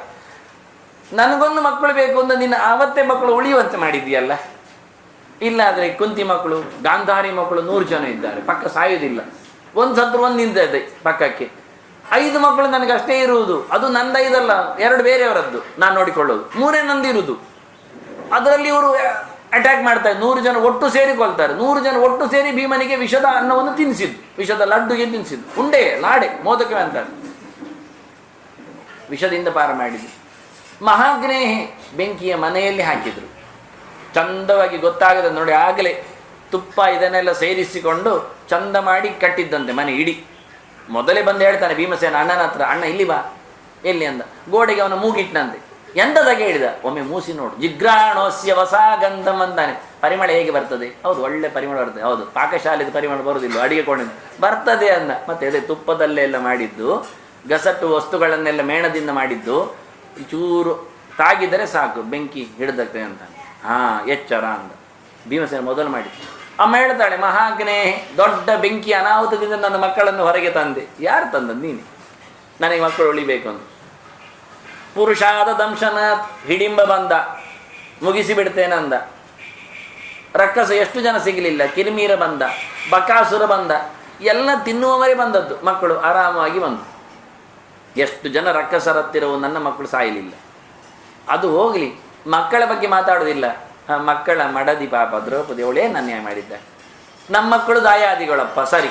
ಗಾಂಧಾರಿಗೆ, ಕುಂತಿಗೆ, ಅಣ್ಣ ತಮ್ಮಂದಿನ ಹೆಂಡತಿಯರು, ಮಕ್ಕಳು, ಅಣ್ಣ ತಮ್ಮನ ಕಸಿನ್ ಬ್ರದರ್ಸ್ ಹೇಳಿಕೊಂಡು ಹೊಡೆದಾಡ್ಕೊಳ್ಳಿ. ಇವಳು ಯಾವುದೋ ಮನೆಯಿಂದ ಬಂದವಳು ಪಾಪ. ಇವಳನ್ನು ಸಭೆಗೆ ಹೇಳ್ಕೊಂಡು ಬಂದು ಬಟ್ಟೆ ಎಳೆದು ಬತ್ತಲೆ ಮಾಡ್ಲಿಕ್ಕೆ ಹೊರಟ್ರಲ್ಲ 100 ಜನ ಎಲ್ಲ ಸೇರಿಕೊಂಡು. ಎಂಥದಯ್ಯ ಕೃಷ್ಣ, ಮಾನ ಉಳಿಸಿದ್ಯಾರು? ಅರಮನೆಯ ಮಾನ ಉಳಿಸಿದ್ಯಾರು? ಮನೆಯ ಸೊಸೆಯ ಮಾನ ಉಳಿಸಿದ್ಯಾರು ಕೇಳ್ತಾಳೆ. ಅಸತ್ಸಭಾಯ, ಅಸತ್ಸಭೆ ಕರೀತಾಳೆ ಅವಳು. ಹೇಳಲಿಕ್ಕೆ ನಾಚಿಕೆ ಆಗತ್ತೆ. ತನ್ನ ಗಂಡನ ಅಣ್ಣನ ಸಭೆ, ದೊಡ್ಡ ಸಭೆ, ಗಾಂಧಾರಿಯಲ್ಲ, ಬೇರೆ ಪ್ರೀತಿ ಉಳ್ಳ ಸಭೆ, ಅಂತ ಸಭೆಗೆ ಇವಳು ಧಿಕ್ಕಾರ ಆಗ್ತಾಳೆ. ಕೆಟ್ಟ ಸಭೆ, ಗಲೀಜು. ಎಳ್ದ ಅವಳು ಹೇಳ್ತಾಳೆ ಬರುವಾಗಲೇ, ಏಕಂಚ ವಾಸೋ ಮಮ ಬಂದ ಬುದ್ಧೆ ರಜಸ್ವಲಾಚಾಸ್ಮಿ ಅಂತಾಳೆ. ನಾನು ರಜಸ್ವಲೆ, ಒಂದು ಬಟ್ಟೆಯಲ್ಲಿ ಇರುವುದು, ಸಭೆಗೆ ಬರಲಿಕ್ಕೆ ಆಗುವುದಿಲ್ಲ, ದೊಡ್ಡವರನ್ನು ನೋಡೋ ಕ್ರಮ ಇಲ್ಲ, ನಾವು ಬರುವುದಿಲ್ಲ ಅಂದು ಎಳ್ಕೊಂಡು ಹೋಗಿದ್ದಾನೆ, ತಲೆಮುಡಿ ಹಿಡ್ಕೊಂಡು, ಕೂದಲು ಎಳ್ಕೊಂಡು. ಮತ್ತೆ ಹೇಳ್ತಾನೆ ಬಟ್ಟೆ ತೆಗಿ ಅಂತ. ಬಟ್ಟೆ ಎಳೆದಿದ್ದಾರೆ, ಎಳೆದು ಬಿಸಾಡಿದ್ದಾನೆ ದುಶ್ಯಾಸನ. ಎಳೆದು ಬಿಸಾಡಿದ್ರೆ ಅವನು ಮೊದಲು ಹೇಳ್ತಾನೆ, ದುಶ್ಯಾಸನೈಷಾಂ ವಾಸಾಂಸಿ ಸಮಾಹಾರ ಅಂತ, ಎಲ್ಲರ ಬಟ್ಟೆ ತೆಗಿ ಅಂತ. ಪಾಂಡವರೆಲ್ಲ ತಮ್ಮ ಬಟ್ಟೆ ಬಿಸಾಡಿ ಕೂತರು ನೆಲದಲ್ಲಿ, ಕ್ಷಮಾಮಾಲಂಬ್ಯ ಅಂತ. ಅವರು ಒಳ್ಳೊಳ್ಳೆ ಆಸನದಲ್ಲಿ ಕೂತಿದ್ರು ಬರುವಾಗ, ದ್ಯೂತಾಡುವಾಗ. ಬಟ್ಟೆ ಇವರದ್ದೆಲ್ಲ ಎಲ್ಲ ಅಂತ ಹೇಳಿದ್ದಾನೆ. ದುಶ್ಯಾಸನೈಷಾಂ ವಾಸಾಂಸಿ ಅಂತ, ಎಲ್ಲರ ಬಟ್ಟೆ ಎಳಿ ಅಂತ. ಎಲ್ಲರ ಬಟ್ಟೆ ಎಳೆಯುವುದು ಬೇಡ ಅಂತ ಪಾಂಡವರೆಲ್ಲ ತಮ್ಮ ಬಟ್ಟೆ ಪೂರ್ತಿ ಬಿಸಾಡಿ ಮೈಯಲ್ಲಿ ಬತ್ತಲೆಯಲ್ಲಿ ನೆಲದಲ್ಲಿ ಕೂತರು. ದಾಸರವರು ಮಾತಾಡ್ಲಿಕ್ಕಿಲ್ಲ. ದ್ರೌಪದಿ ಹೇಳಿ ಅಂದದಕ್ಕೋಸ್ಕರ ಅವಳು ತೆಗಿಲಿಲ್ಲ. ಅದಕ್ಕೆ ಹೇಳಿದ್ ಬಿಸಾಡಿದ್ದಾನವ. ಬಿಸಾಡಿದ್ರೆ ಅವಳು ಬತ್ತಲೆ ಆಗಲಿಲ್ಲ ಮಾತು. ತದ್ರೂಪಂ ಅಪರಂ ದಿವ್ಯಂ ಪ್ರಾದುರಾಸೀತ್ ಅಂತಾರೆ. ಇನ್ನೊಂದು ಬಟ್ಟೆ ಉಂಟಂತದೆ ಅಲ್ಲಿ.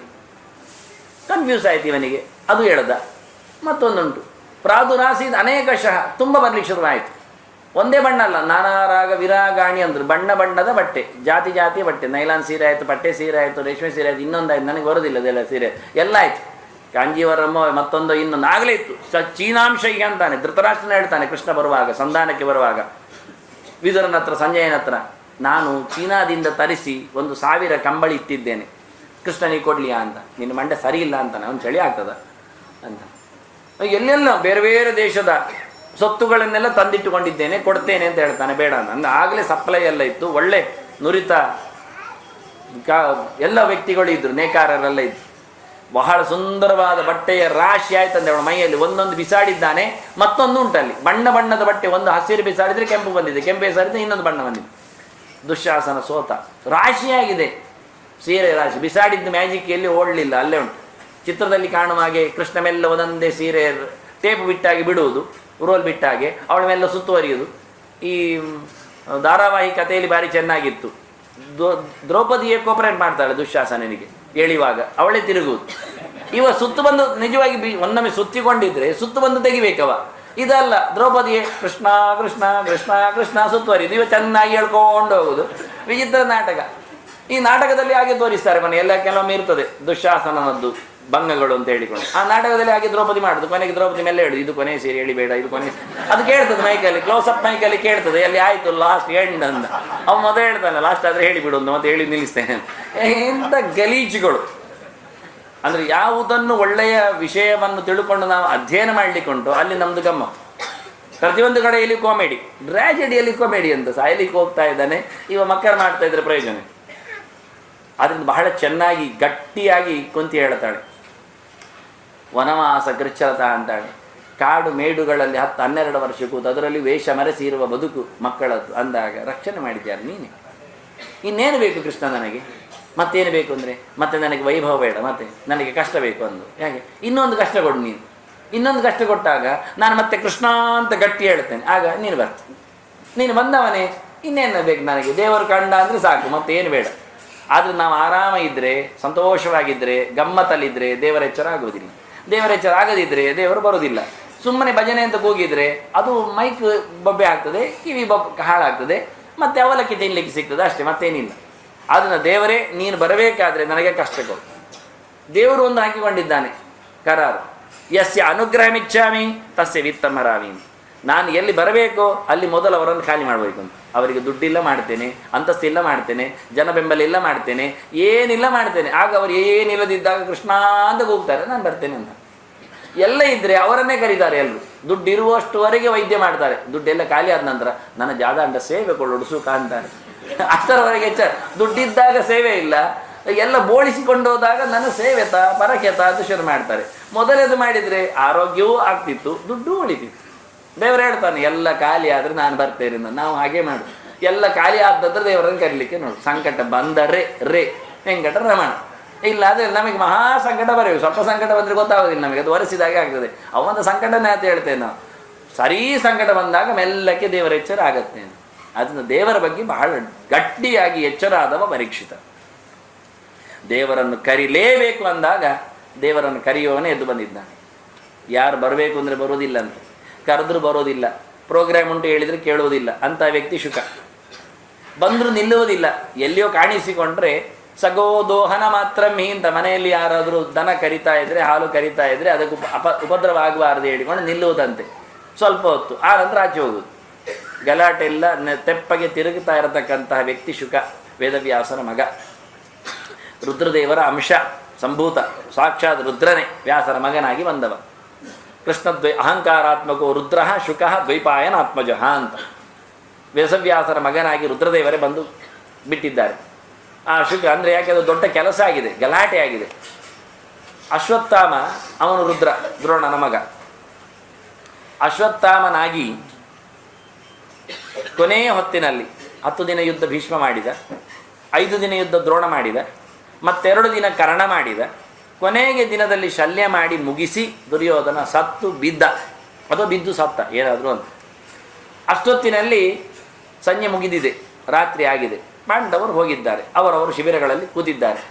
ಅಷ್ಟೊತ್ತಿಗೆ ಅಶ್ವತ್ಥಾಮ ಓಡಿ ಬಂದ. ಅವ ಉಳಿದಿದ್ದಾನೆ, ದ್ರೋಣನ ಮಗ. ಅವನಿಗೆ ಸೇಡು ಮುಗಿಲಿಲ್ಲ, ಅಪ್ಪ ಸತ್ತಿದ್ದಾನೆ, ಇನ್ನೂ ಗಲಾಟೆ ಮಾಡ್ತಾ ಇದ್ದಾನೆ. ಅವನೊಟ್ಟಿಗೆ ಕೃತವರ್ಮ ಇದ್ದಾರೆ, ಅವನು ಯಾದವರದ್ದೇ ತುಕಡಿ. ಮತ್ತೊಬ್ಬ ಕೃಪಾಚಾರ್ಯರಿದ್ದಾರೆ, ಅವರಾದರೆ ಓಲ್ಡ್ ಅರಮನೆ ವ್ಯಕ್ತಿ. 3 ಜನ ಒಟ್ಟಾಗಿದ್ದಾರೆ. ದುರ್ಯೋಧನ ಹೇಳುತ್ತಾನೆ, ಇನ್ನು ನೀನು ರಾಜ, ಸೇನಾಪತಿ ನೀನು ಅಂತಾರೆ ಅಶ್ವತ್ಥಾಮನಿಗೆ. ಹೊಯ್ಗೆ ಮಂಡೆ ಹಾಕ್ತಾನೆ ಅವನ ತಲೆ ಮೇಲೆ. ಅಭಿಷೇಕ ಮಾಡಲಿಕ್ಕೆ ನೀರು ಎಲ್ಲಿಂಟು, ಕಲಶ ಎಲ್ಲಿಂಟು, ಪರಿಚಾರಿಕೆರೆ ಯಾರಿಲ್ಲ. ಬಿದ್ದಲ್ಲಿದ್ದೇ ನೆತ್ತರ ಉಳ್ಳಂತಹ ವಸ್ತುವನ್ನು ತಲೆ ಮೇಲೆ ಹಾಕಿದ. ನೆತ್ತರ ಚಂಡಿಯಾಗಿದ್ದ ಹೊಯ್ಗೆ ಒಂದಿಷ್ಟು ರಾಶಿ ಅಭಿಷೇಕ ಮಾಡಿದ. ಅಶ್ವತ್ಥಾಮನಿಗೆ ಆಯಿತು ಅಂದ, ನೀನು ಪಾಂಡವರನ್ನು ಕೊಲ್ಲಬೇಕು, ಅಲ್ಲಾದರೂ ಅವರ ಸಂತಾನ ಮುಗಿಸಬೇಕು. ಮತ್ತು ಅರಸೊತ್ತಿಗೆ ಕೌರವರ ಮುಂದುವರಿಕೆ, ಅದು ನನ್ನ ಹೆಂಡತಿಯಲ್ಲಿ ನೀನು ಮಗು ಮಾಡಬೇಕು, ಅದನ್ನು ಕೂತ್ಕೊಳಿಸಬೇಕು. ಹಿಂದೆಲ್ಲ ನಿಯೋಗ ಪದ್ಧತಿ ಇತ್ತು. ಪಾಂಡು ಧೃತರಾಷ್ಟ್ರ ಹುಟ್ಟಿದ್ದೇ ಹಾಗೆ, ವೇದವ್ಯಾಸರಿಂದ ಅಂಬಿಕೆ ಅಂಬಾಲಿಕೆಯಲ್ಲಿ ಬಂದದ್ದು. ಎಲ್ಲಿಯಾದರೂ ಅರಸೊತ್ತಿಗೆಯಲ್ಲಿ ಜನ ಇಲ್ಲದಿದ್ದರೆ ಒಳ್ಳೆ ವ್ಯಕ್ತಿಯಿಂದ ಒಂದು ಮಗುವನ್ನು ಪಡೆದು ರಾಜ್ಯದಲ್ಲಿ ಕುಳ್ಳಿರಿಸಬಹುದು ಅಂತ ಕ್ರಮ. ಅದರಿಂದ ಮುಂದಕ್ಕೆ ನಾನೇ ಬರಬೇಕು, ನನ್ನ ಮಗುವೇ ಉಳಿಬೇಕು, ಅದಕ್ಕೆ ನನ್ನ ಹೆಂಡತಿಯಲ್ಲಿ ಹುಟ್ಟಿದ್ದು ನಿನ್ನ ಮಗು ಆಗ್ತದೆ, ಆಗಲಿ ಅಂದ. ಆಯಿತು ಅಂದ ಅಶ್ವತ್ಥಾಮ. ಹೊರಟು ಅಶ್ವತ್ಥಾಮನನ್ನು ತಲೆ ಕೆಡಿಸಿದ. ಅವನಿಗೆ ಖುಷಿಯಾಯಿತು, ಹೋದ. ಹೋಗಿ ರಾತ್ರಿ ಹೊತ್ತಿನಲ್ಲಿ ಶಿಬಿರಕ್ಕೆ ಬೆಂಕಿ ಹಾಕಿದ. ಪಾಂಡವರ ಮಾರ ತಪ್ಪಿಸಿಕೊಂಡಿದ್ದರು, ಅಲ್ಲಿಂದ ಬೇರೆ ಶಿಬಿರಕ್ಕೆ ಕೌರವರ ಶಿಬಿರದಲ್ಲಿ ಕೂತಿದ್ರು. ಹಾಗಾಗಿ ಇಲ್ಲಿ ಬೆಂಕಿ ಹಾಕಿದ್ರೆ ಅವರು ಸಾಯಲಿಲ್ಲ.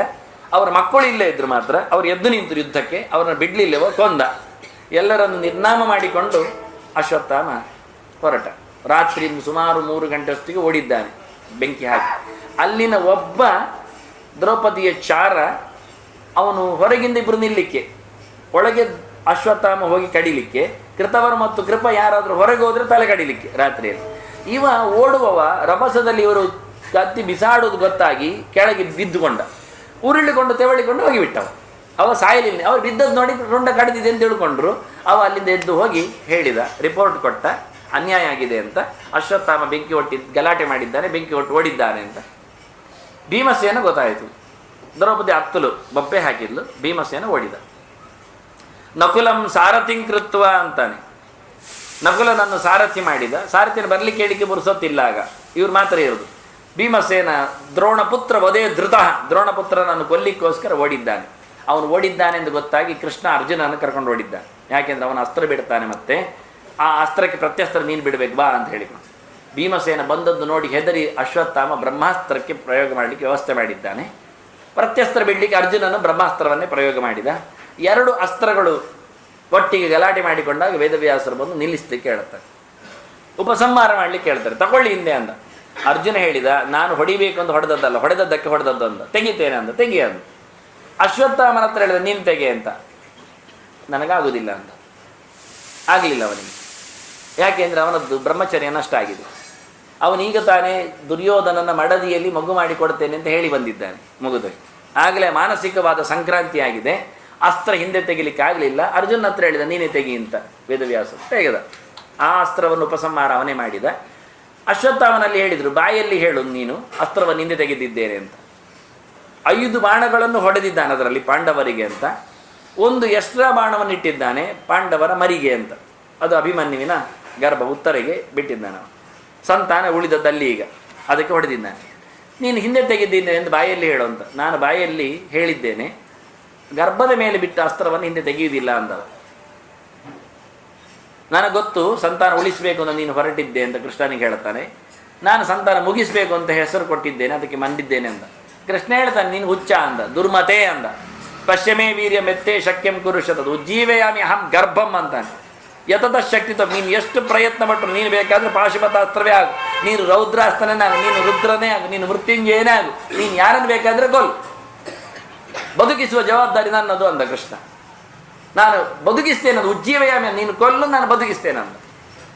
ಗರ್ಭದ ಒಳಗೆ ಅಸ್ತ್ರ ಬಿದ್ದಿದೆ. ಕೃಷ್ಣ ಒಳಗೆ ಗದೆ ಹಿಡ್ಕೊಂಡು ತಿರುಗ್ತಾ ಇದ್ದಾನೆ. ಒಳಗೆ ಮಗು ಗರ್ಭದಲ್ಲಿ, ಅದರ ಸುತ್ತ ಆಕ್ರಮಣ ಮಾಡಲಿಕ್ಕೆ ಅಸ್ತ್ರ, ಅದನ್ನು ತಡೀಲಿಕ್ಕೆ ಮಧ್ಯದಲ್ಲಿ ಕೃಷ್ಣ. ಈ ಮಗುವಿಗೆ ಗಮ್ಮತ್ತಾಗುವುದು. ಅದು ತಿರುಗಿ ನೋಡ್ತಾ ಉಂಟು, ತಲೆ ತಿರುಗಿಸಿ, ಎಂಥದ್ದು ಕುಣಿತಾ ಉಂಟಲ್ಲ, ಓಡ್ತಾ ಉಂಟಲ್ಲ ಅಂತ. ಅದು ಡೆಲಿವರಿ ಆಯಿತು. ಡೆಲಿವರಿ ಆದ ತಕ್ಷಣ ಕೃಷ್ಣ ತನ್ನ ಶಕ್ತಿಯನ್ನು ಉಪಸಂಹಾರ ಮಾಡಿದ. ಅಸ್ತ್ರ ಆಕ್ರಮಣ ಆಯಿತು, ಮಗು ಸತ್ತಿತು, ಹುಟ್ಟಿ ಸತ್ತಿತು. ಕೃಷ್ಣ ಕೂಡಲೇ ಅಲ್ಲಿದ್ದಾನೆ, ಬದುಕಿಸಿಬಿಟ್ಟ. ಕಾಲಲ್ಲಿ ಮೆಟ್ಟಿದ, ಮಗು ಬದುಕಿತು. ಮಗು ಬದುಕಿದ ತಕ್ಷಣ ಸುತ್ತ ನೋಡ್ತಾ ಉಂಟು. ಅದು ಒಳಗಿದ್ದದ್ರ ಕ್ರಮ ಅದೇ ಆಗ್ತಾ ಇತ್ತಲ್ಲ, ನಾಟಕ ಅದೇ ನಾಡ್ತಾ ಉಂಟು. ಅದಕ್ಕೆ ಹೆಸರು ಕೊಟ್ಟರು ಪರಿತಃ ಈಕ್ಷತೆ ಐತಿ ಪರೀಕ್ಷಿತ ಅಂತ. ಸುತ್ತು ತಿರುಗಿ ನೋಡಿದ್ದಕ್ಕೆ ನಿನಗೆ ಪರೀಕ್ಷಿತ ಅಂತ ಹೆಸರು. ಆದರೆ ನೀನು ಬದುಕಿದ್ದು ಕೃಷ್ಣನಿಂದ, ಆದರೆ ನಿನಗೆ ವಿಷ್ಣುರಾತ ಅಂತ ಹೆಸರು. ವಿಷ್ಣುವಿನಿಂದ ರಕ್ಷಿಸಲ್ಪಟ್ಟವ. ಅಶ್ವತ್ಥಾಮ ಗರ್ಭದಲ್ಲಿದ್ದ ಪರೀಕ್ಷಿತನನ್ನು ಕೊಲ್ಲಿಕ್ಕೆ ಹೋಗಿದ್ದ, ಆಗಲಿಲ್ಲ. ಈಗ ಅದೇ ಅಶ್ವತ್ಥಾಮ ರುದ್ರದೇವರು ವೇದವ್ಯಾಸರ ಮಗನಾಗಿ ಶುಕನಾಗಿ ಹುಟ್ಟಿದ್ದಾರೆ. ಈಗ ಮತ್ತೆ ಅವನಿಗೆ ಕೆಲಸ ಅದೇ ಪರೀಕ್ಷಿತನನ್ನು ಬಚಾವ್ ಮಾಡಲಿಕ್ಕೆ. ಈಗ ಹಾವು ಕಚ್ಚಿ ಸಾಯ್ತಾ ಇದ್ದಾನೆ ಪರೀಕ್ಷಿತ ಶಾಪದಿಂದ. ಅವನನ್ನು ಮತ್ತೆ ಮೋಕ್ಷ ಕೇಳ್ಕೊಂಡು ಹೋಗಬೇಕು. ಯಾವ ಗರ್ಭದೊಳಗಿದ್ದ ಮಗುವನ್ನು ಸಾಯಿಸ್ಲಿಕ್ಕೆ ನೀನು ಹೊರಟಿದ್ದೀಯೋ ಆ ಮಗುವನ್ನು ಇನ್ನು ಗರ್ಭದೊಳಗೆ ಬಾರದಂತೆ ಮಾಡುವ ಕೆಲಸ ನಿನ್ನದು, ಹೋಗುವಂಥ ಪ್ರಾಯಶ್ಚಿತ್ತ ಇದವನಿಗೆ.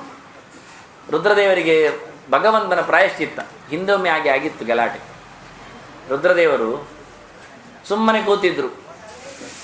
ದಕ್ಷನ ಯಜ್ಞದ ಬಳಿಕ, ದಕ್ಷನ ಯಜ್ಞದಲ್ಲಿ ಸತಿ ತನ್ನ ದೇಹವನ್ನು ತ್ಯಾಗ ಮಾಡಿದ ಬಳಿಕ ರುದ್ರದೇವರಿಗೆ ವೈರಾಗ್ಯ ಬಂತು.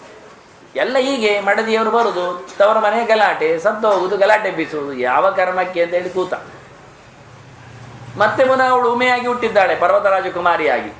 ಅವಳು ತಪಸ್ಸು ಮಾಡ್ತಾ ಇದ್ದಾಳೆ. ಕಳೆದ ಜನ್ಮದಲ್ಲಿ ನಾನು ಬಿಟ್ಟು ಬಂದವನು ಮತ್ತೆ ಶಿವ ನನಗೆ ಮದುವೆ ಆಗಬೇಕಂತ ಕೂತಿದ್ದಾಳೆ ಅವಳು. ಆಚೆ ಅವಳು ತಪಸ್ಸು ಮಾಡೋದು, ಇಲ್ಲಿ ವೈರಾಗ್ಯ ಅಲ್ಲಿ ರಾಮದೇವರ ಜಪ ಮಾಡೋದು. ಲೋಕದಲ್ಲಿ ಏನಾಗಿದೆ ಅಂದರೆ, ಒಬ್ಬ ಅಸುರ ಮೇಲೆ ಬಂದಿದ್ದಾನೆ, ತಾರಕಾಸುರ. ಅವನು ಯಾರಲ್ಲಿಯೂ ಸಾಯುವುದಿಲ್ಲ ಅಂತ ಕೇಳಿದ್ದಾನೆ. ಆದರೆ ಹಾಗೆಲ್ಲ ಇಲ್ಲ, ವರದಲ್ಲಿ ಎಂತಾದರೂ ಒಂದು ಇರಬೇಕು ಅಂತ. ಹಾಗಾದರೆ ಆ ಹುಟ್ಟಿದ 6 ದಿನದ ಮಗು ಕೊಂದರೆ ಪರವಾಗಿಲ್ಲ ಅಂತ ಹೇಳಿದ. ಸರಿ ಅಂದ. ಅಷ್ಟಾದ್ರೆ ಆಯಿತು, ಎಂತಾದರೂ ಒಂದು ಹೇಳು, ಆಪ್ಷನ್ ಇರಲಿ, ಮಾಡುವ ವ್ಯವಸ್ಥೆ ಅಂತ. ಹುಟ್ಟಿದ 7 ದಿನದ ಮಗು ಕೊಂದರೆ ತೊಂದರೆ ಇಲ್ಲ, ಹುಟ್ಟಿದ 7 ಮಗು ಎಲ್ಲಿ ಅದು ಕೊಲ್ಲುವುದುಂಟು, ಹೇಳುವುದುಂಟು. ಇವನಲ್ಲಿ ಎಷ್ಟೆಲ್ಲ ಆಯುಧಗಳಿರುವಾಗ, ಪಡೆ ಇರುವಾಗ ಅಂತ ಯೋಚನೆ ಮಾಡಿದ್ದ. ಈಗೇನು ಮಾಡಬೇಕಾಯಿತು? ಎಷ್ಟು ಜನ ಇದ್ದರೂ ಯುದ್ಧ ಆಗುವುದಿಲ್ಲ, ಯುದ್ಧದಲ್ಲಿ ಅವನನ್ನು ಕೊಲ್ಲಿಕ್ಕೆ ಆಗುವುದಿಲ್ಲ.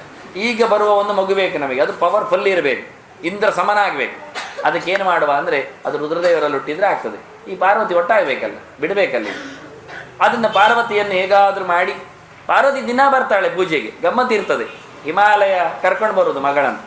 ರುದ್ರದೇವರು ಕೇಳೋದು ಎಂಥದಕ್ಕೆ? ಪೂಜೆ ಮಾಡಲಿಕ್ಕೆ ಬಂದದ್ದು. ಹಿಮಾಲಯ ಕೈಲಾಸ ಎಲ್ಲ ಹತ್ತಿರ ಹತ್ತಿರ, ಪೂಜೆ ಮಾಡಲಿಕ್ಕೆ ಬಂದದ್ದು. ಅದಕ್ಕೆ ರುದ್ರದೇವರು ಕೇಳೋದು, ಇವಳು ಯಾಕೆ ಬಂದದ್ದು ಅಂತ, ಮಗಳು ಯಾಕೆ ಬಂದದ್ದು ಅಂತ. ಅವಳೇನು ಯಾಕೆ ಕರ್ಕೊಂಡು ಬಂದದ್ದು? ಅವಳು ಬರ್ತೇನೆ ಅಂದು ಪೂಜೆ ಮಾಡಲಿಕ್ಕೆ, ಅದಕ್ಕೆ ಬನ್ನಿ ಅಂದೆ. ಅವಳು ಬರಬಾರ್ದು, ನಾನು ಮಾತಾಡ್ತೇನೆ ಅಂದು ಮಗಳು ಒಮ್ಮೆ. ನಾನು ಮಾತಾಡಲಿ ಯಾಕೆ ಹೇಳಿದ್ದು? ಮಾತಾಡು, ಮತ್ತೆಂತ ಮಾಡುತ್ತೆ ಹೇಳಿದವ ಶಿವ ಮೆಲ್ಲಕ್ಕೆ. ಮಾತಾಡು. ಅಲ್ಲ, ನಿನಗೆ ನಾನು ಯಾಕೆ ಆಗುವುದಿಲ್ಲ, ನಾನು ಯಾಕೆ ಬರಬಾರ್ದು ಕೇಳಿದ್ದು? ನೀನು ಹೆಣ್ಣಲ್ವಾ? ಅಲ್ಲ, ನೀನು ಮತ್ತೆ ಹೆಣ್ಣಿನ ಪ್ರಕೃತಿಯಲ್ಲಿ ನೀನು ಬದುಕಲಿಲ್ವಾ ಕೇಳ್ತಾಳೆ. ಇದ್ದೇನಲ್ಲ, ಮತ್ತೆ ನಾನು ಪೂಜೆ ಮಾಡಿದ್ದೇನೆ, ಮೆಲ್ಲಕ್ಕೆ ಪೂಜೆ ಮಾಡಿದ್ದೇನೆ, ನೀನು ಸುಮ್ಮನೆ ಇರುವ ಅಂದಾನೆ. ನಿನಗೆ ನಿನ್ನ ಮೇಲಿನ ಕಂಟ್ರೋಲ್ ಇಲ್ವಾ? ಆಯ್ತು, ಮಾಡಬೇಕು. ಹೀಗೆ ಪೂಜೆ ಮಾಡ್ತಾ ಪಾರ್ವತಿಯ ಮೈಯನ್ನು, ಅವಳ ಚೆಲುವನ್ನು ಶಿವ ನೋಡುವಾಗ ಮನ್ಮಥ ಬಾಣ ಬಿಟ್ಟ. ಅವನಿಗೆ ಅದೇ ಕೆಲಸ. ಮನ್ಮಥ ಅಂದರೆ ಕಡಿಯುವುದು ಅಂತ ಅರ್ಥ, ಮಂಡೆ ಹಾಳು ಮಾಡ್ತಾನೆ ಅಂತ. ನಿಧಾನಕ್ಕೆ ಅವನನ್ನು ಮಾರ ಅಂತ ಕರೀತಾರೆ. ಮಾರ ಅಂದರೆ ಮಾರ ಇದಿಂದ ಕೊಲ್ತಾನೆ ಅಂತ. ಅಲ್ಲಿ ಆಚೀಚೆ ಮಾಡಿ ಮಾರ ಅಂದರೆ ರಮಯತೀತಿ ಮಾರ ಅಂದರೆ ಗಮ್ಮತ್ ಮಾಡಿಸ್ತಾನೆ, ಅದು ಹೌದು, ಗಮ್ಮತ್ತು ಹೌದು, ಸಾಯುವುದು ಹೌದು, ಎರಡು ಅವನದ್ದೇ ಕೆಲಸ. ಮಾರಯತೀತಿ ಮಾರಹ, ರಮಯತೀತಿ ಮಾರಹ ಅಂತ. ಈಗ ರಮಯತಿ ಅವನೇ ಮಾರ, ಸತ್ತ. ಶಿವ ನೋಡಿದ, ಮೂರನೇ ಕಣ್ಣು ತೆರೆದು ಯಾರದು ಬಾಣ ಹೊಡೆದದ್ದು ಅಂತ. ಪಾರ್ವತಿಯ ಮೇಲೆ ಮೋಕೆ ಬಂತ ಅವನಿಗೆ, ಆದರೆ ಬಾಣ ಬಿಟ್ಟದ್ದನ್ನು ನೋಡಿದ. ಮೂರನೇ ಎರಡು ಕಣ್ಣು ಅವಳ ಮೇಲೆ ಬಿತ್ತು, ಒಂದು ಕಣ್ಣು ಅವನ ಮೇಲೆ ಬಿತ್ತು, ಸುಟ್ಟೆ ಹೋದವ. ದೇವರ ಕೆಲಸ, ದೇವತೆಗಳ ಕೆಲಸ. ನಮಗೆ ತಾರಕಾಸನ ಕೊಲ್ಲುವ ಸುಬ್ರಹ್ಮಣ್ಯ ಬೇಕು, ಸ್ಕಂದ ಬೇಕೀಗ. ಅದಕ್ಕೆ ಪಾರ್ವತಿ ಒಟ್ಟಾಗಬೇಕು, ಶಿವ ಒಟ್ಟಾಗಬೇಕು. ಅದನ್ನು ಇವರು ಅನ್ಯಾಯ ಮಾಡಿ ನಿಲ್ಲಿಸಿದ್ರೆ, ಗಲಾಟೆ ಮಾಡಿದರೆ, ಅದರೊಟ್ಟಿಗೆ ಒಟ್ಟು ಮಾಡಿದ ಕಾಮ ಸತ್ರೆ, ರತಿ ಓಡಿ ಬಂದ್ಲು. ನಿಮ್ಮ ಒಟ್ಟಾಗುವ ಗಲಾಟೆ, ನಾವು ಸಾಯುವ ಕೆಲಸ, ನನಗೆಂತ ಪರಿಸ್ಥಿತಿ ಇದು, ನನಗೆ ಯಾಕೆ ತಪ್ಪು ಕಾಣಿಕೆ ಅಂತ ರತಿ ಹತ್ರ ಹೇಳಿದೆ. ಇಲ್ಲ, ಉಡ್ತಾನೆ, ಮಾತಾಡಬೇಡ, ಬರ್ತಾನೆ ಅಂತ. ದೇವರು ಮಾಡಿದ ಯೋಚನೆ, ಅನ್ಯಾಯ ಮಾಡಿದೆ. ಕಾಮನನ್ನು ಸುಡುವುದು ಉಪಯೋಗ ಇಲ್ಲದ ಕೆಲಸ, ಅದು ಪ್ರಯೋಜನ ಇಲ್ಲ, ನೀನು ಅವನನ್ನೇ ಹೇರು ಅಂತ. ಯಾವ ಕಾಮನನ್ನು ಕಡೆಗಣ್ಣಿನಿಂದ ನೋಡಿ ಸುಟ್ಟನೋ ಅದೇ ಮನಮತ, ಅವನೇ ಸ್ಕಂದ ಹುಟ್ಟಿದೀವನಂತೆ. ದೇವರು ಬಿಡುವುದಿಲ್ಲ, ಪನಿಷ್ಮೆಂಟ್ ಕೊಡ್ತಾನೆ.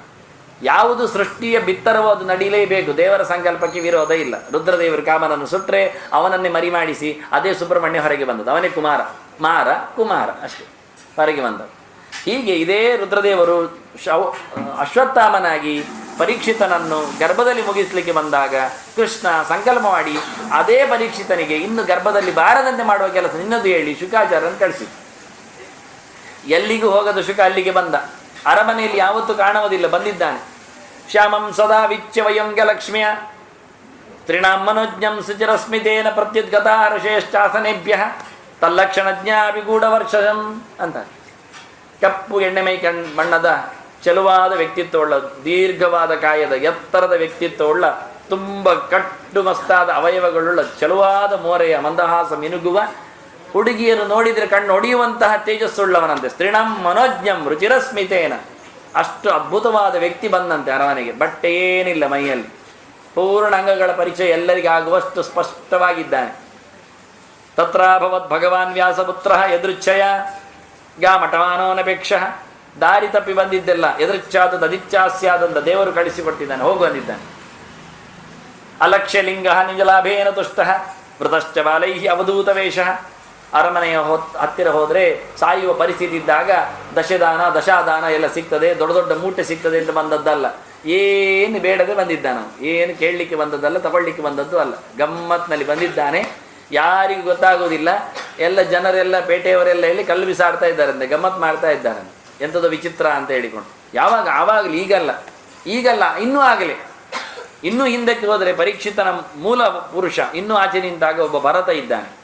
ಭರತ ಅಂದರೆ ಶಕುಂತಲೆಯ ಮಗ, ದುಷ್ಯಂತನಿಗೆ ಹುಟ್ಟಿದವ. ಅವನು ಕಣ್ವರ ಆಶ್ರಮದಲ್ಲೇ ಇದ್ದ 12 ವರ್ಷ, ಸರ್ವದಮನ.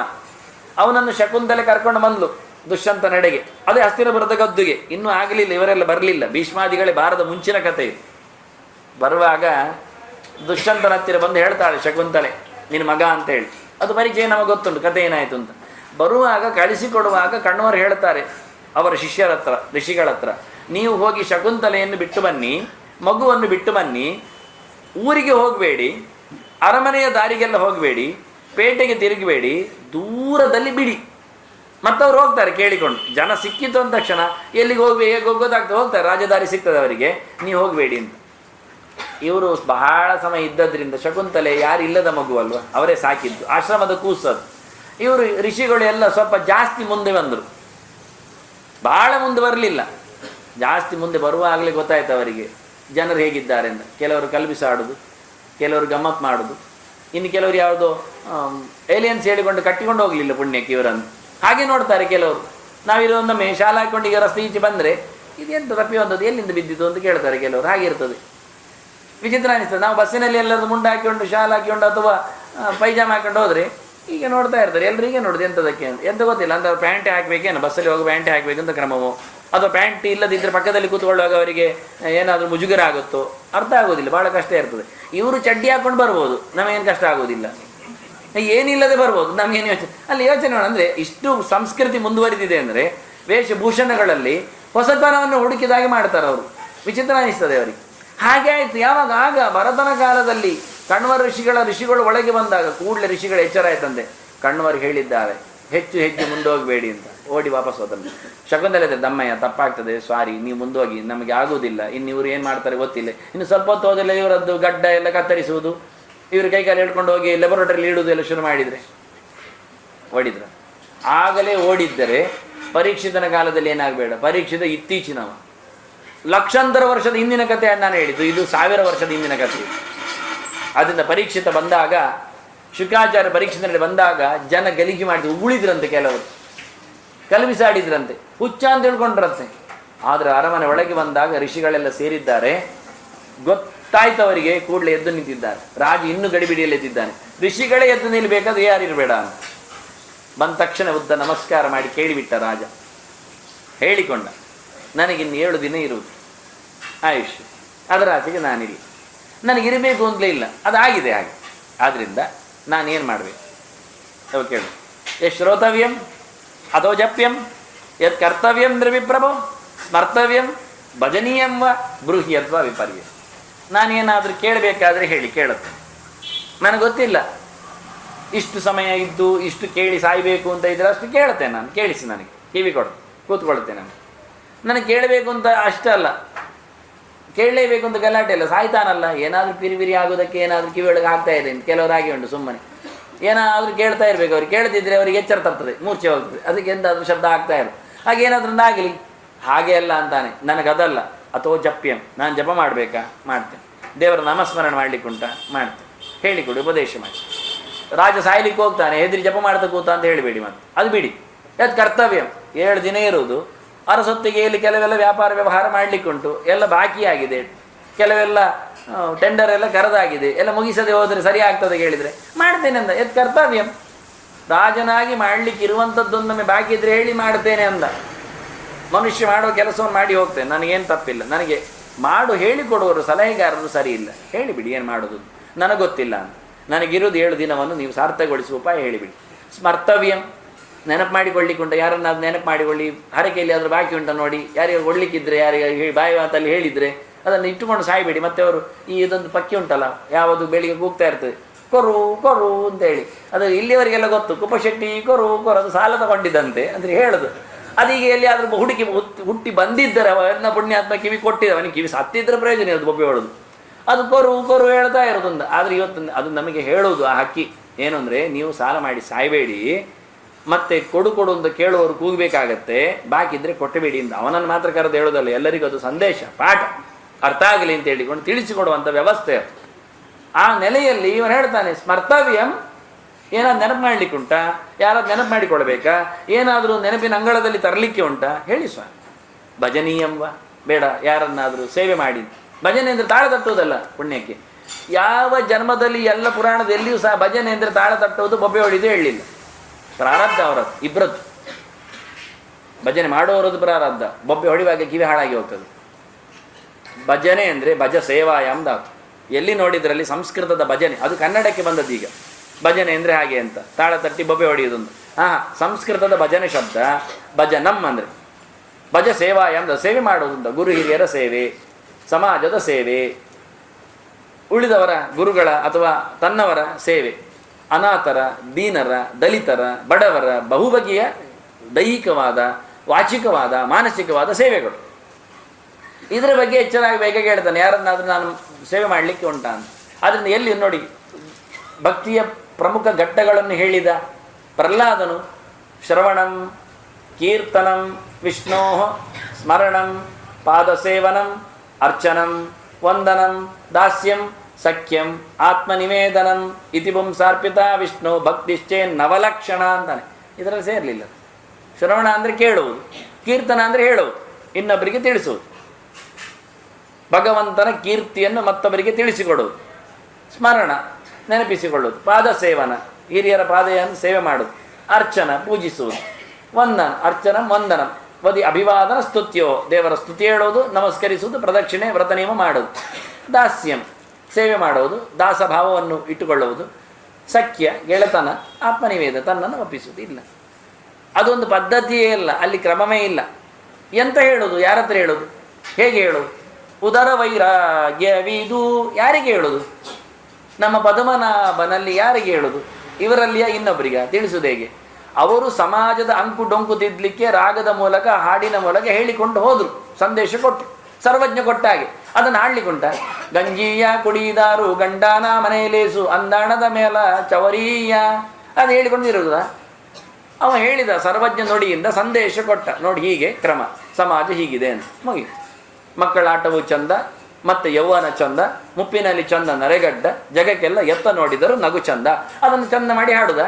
ಮಕ್ಕಳ ಆಟವು ಚಂದ ಎಲ್ಲ ಹೇಳಿ 10 ಜನ ಒಟ್ಟಿಗೆ ಇದ್ದೀರಿ, ಮಕ್ಕಳ ಆಟ ಗೋವಿಂದ ಎಂದ ಇದು ಅಲ್ಲ. ಹಾಡಿನ ಮೂಲಕ ಸಂದೇಶವನ್ನು ಸ್ಥಾಯಿಗೊಳಿಸಲಿಕ್ಕೆ ಚಂದೋಬದ್ಧದ ಚೌಕಟ್ಟಿನಲ್ಲಿ ತಿಳಿಸಿಕೊಟ್ಟದ್ದು.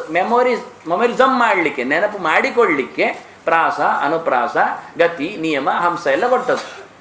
ಹೊರತು ಸಂದೇಶವನ್ನು ಹಾಗಾದರೆ ಸೀದೆ ಹೇಳ್ಬೋದಿತ್ತಲ್ಲ. ಅವರು ಸೀದೆ ಹೇಳಿಕೊಂಡದ್ದು. ಅವರು ತಂಬೂರಿ ಮೀಡ್ತಾ ಶ್ರುತಿ ಹಿಡಿದು ಮಾತಾಡ್ತಾ ಹೋದದ್ದು. ಅವರೇನು ಕ್ಲಾಸಿಕಲ್ ಹೇಳಿಕೊಂಡು ತಬಲೆಯವರು ಬನ್ನಿ, ಮೃದಂಗದವ್ರು ಬನ್ನಿ, ನೀವು ಕಡೀರಿ, ನೀವು ಹೊಡೀರಿ, ಭಾಳ ಚೆನ್ನಾಗಿತ್ತದು. ವಿದ್ಯಾಮಾನ್ಯರ ಕಥೆ ಆಗ ಬಹಳ ಹಿಂದೆ, ಒಂದು 50 ವರ್ಷಕ್ಕೂ ಹಿಂದೆ ವಿಶ್ವೇಶತೀರ್ಥರು ಇದ್ದಾಗ ಅದ ಕಥೆ ಅದು. ನಾನು ಬಹಳ ಚಿಕ್ಕವ, ಪಾಠಕ್ಕೆ ಹೋದವಾಗ 10-12 ವರ್ಷದವ. ಅವ್ರು ಹೇಳೋದು ನಮಗೆ ಆಗ ಒಂದು ಕಥೆ ಆಗಿತ್ತು. ಒಂದು ಏನು ಕಥೆ ಅಂದರೆ, ರಾಜಾಂಗಣವು ಆಗ ರಾಜಾಂಗಣ ಇಲ್ಲ ಬಿಡಿ, ವಸಂತಮಾಲೆ ದೊಡ್ಡ ಸಂಗತಿ. ಆಗ ಸಾಂಸ್ಕೃತಿಕ ಕಾರ್ಯಕ್ರಮ ಆಯಿತು, ಹಾಡುಗಾರಿಕೆ ಎಲ್ಲ ಆಯಿತು. ಮೂರೇ ಮುಗಿದಾಗ ಇವರಿಬ್ಬರು ಕೂತ್ಕೊಳ್ಳೇಬೇಕಲ್ಲಿ, ಯಾಕೆ ಸ್ವಾಮಿಗಳಲ್ಲ, ಅವ್ರ ಪರಿಹಾರ ಮತ್ತೆ ಹೇಳಲಿಕ್ಕಿಲ್ಲ. ಆದ ನಂತರ ಕೇಳೋದಂತೆ, ಎಂಜಿನಾನೆ ಕಡೆಕ್ಲ ಅಂತ. ಕಡೆಕ್ಲ ಎಂಚಿನ ಎಂತ ಕಡೆ ಆಗೋದಿಲ್ಲ ಅದರಲ್ಲಿ ಎಂದಾಯ್ತು. ಆತ ಒಡೆತೇನೆ ಅಂತ ಎಂತ ಕೇಳಿದರೆ, ಮದ್ದಲೆಯವ ಬಡಿದು ಹೊಟ್ಟೆ ಮಾಡಿದ್ನ ಅಂತ ಒಬ್ರಿಗೆ ಹೇಳೋದು. ಇವ್ರಿಗೆ ಹೇಳೋದು ತುಂಡಂತೇನ ಅಂತ. ಆ ಪಿಟೀಲ್ ನಾವು ಸರಿಗೇನು ತುಂಡು ಮಾಡಿದ್ನ. ಇವರಿಗೆ ಇಷ್ಟೇ ಗೊತ್ತಾದದ್ದು.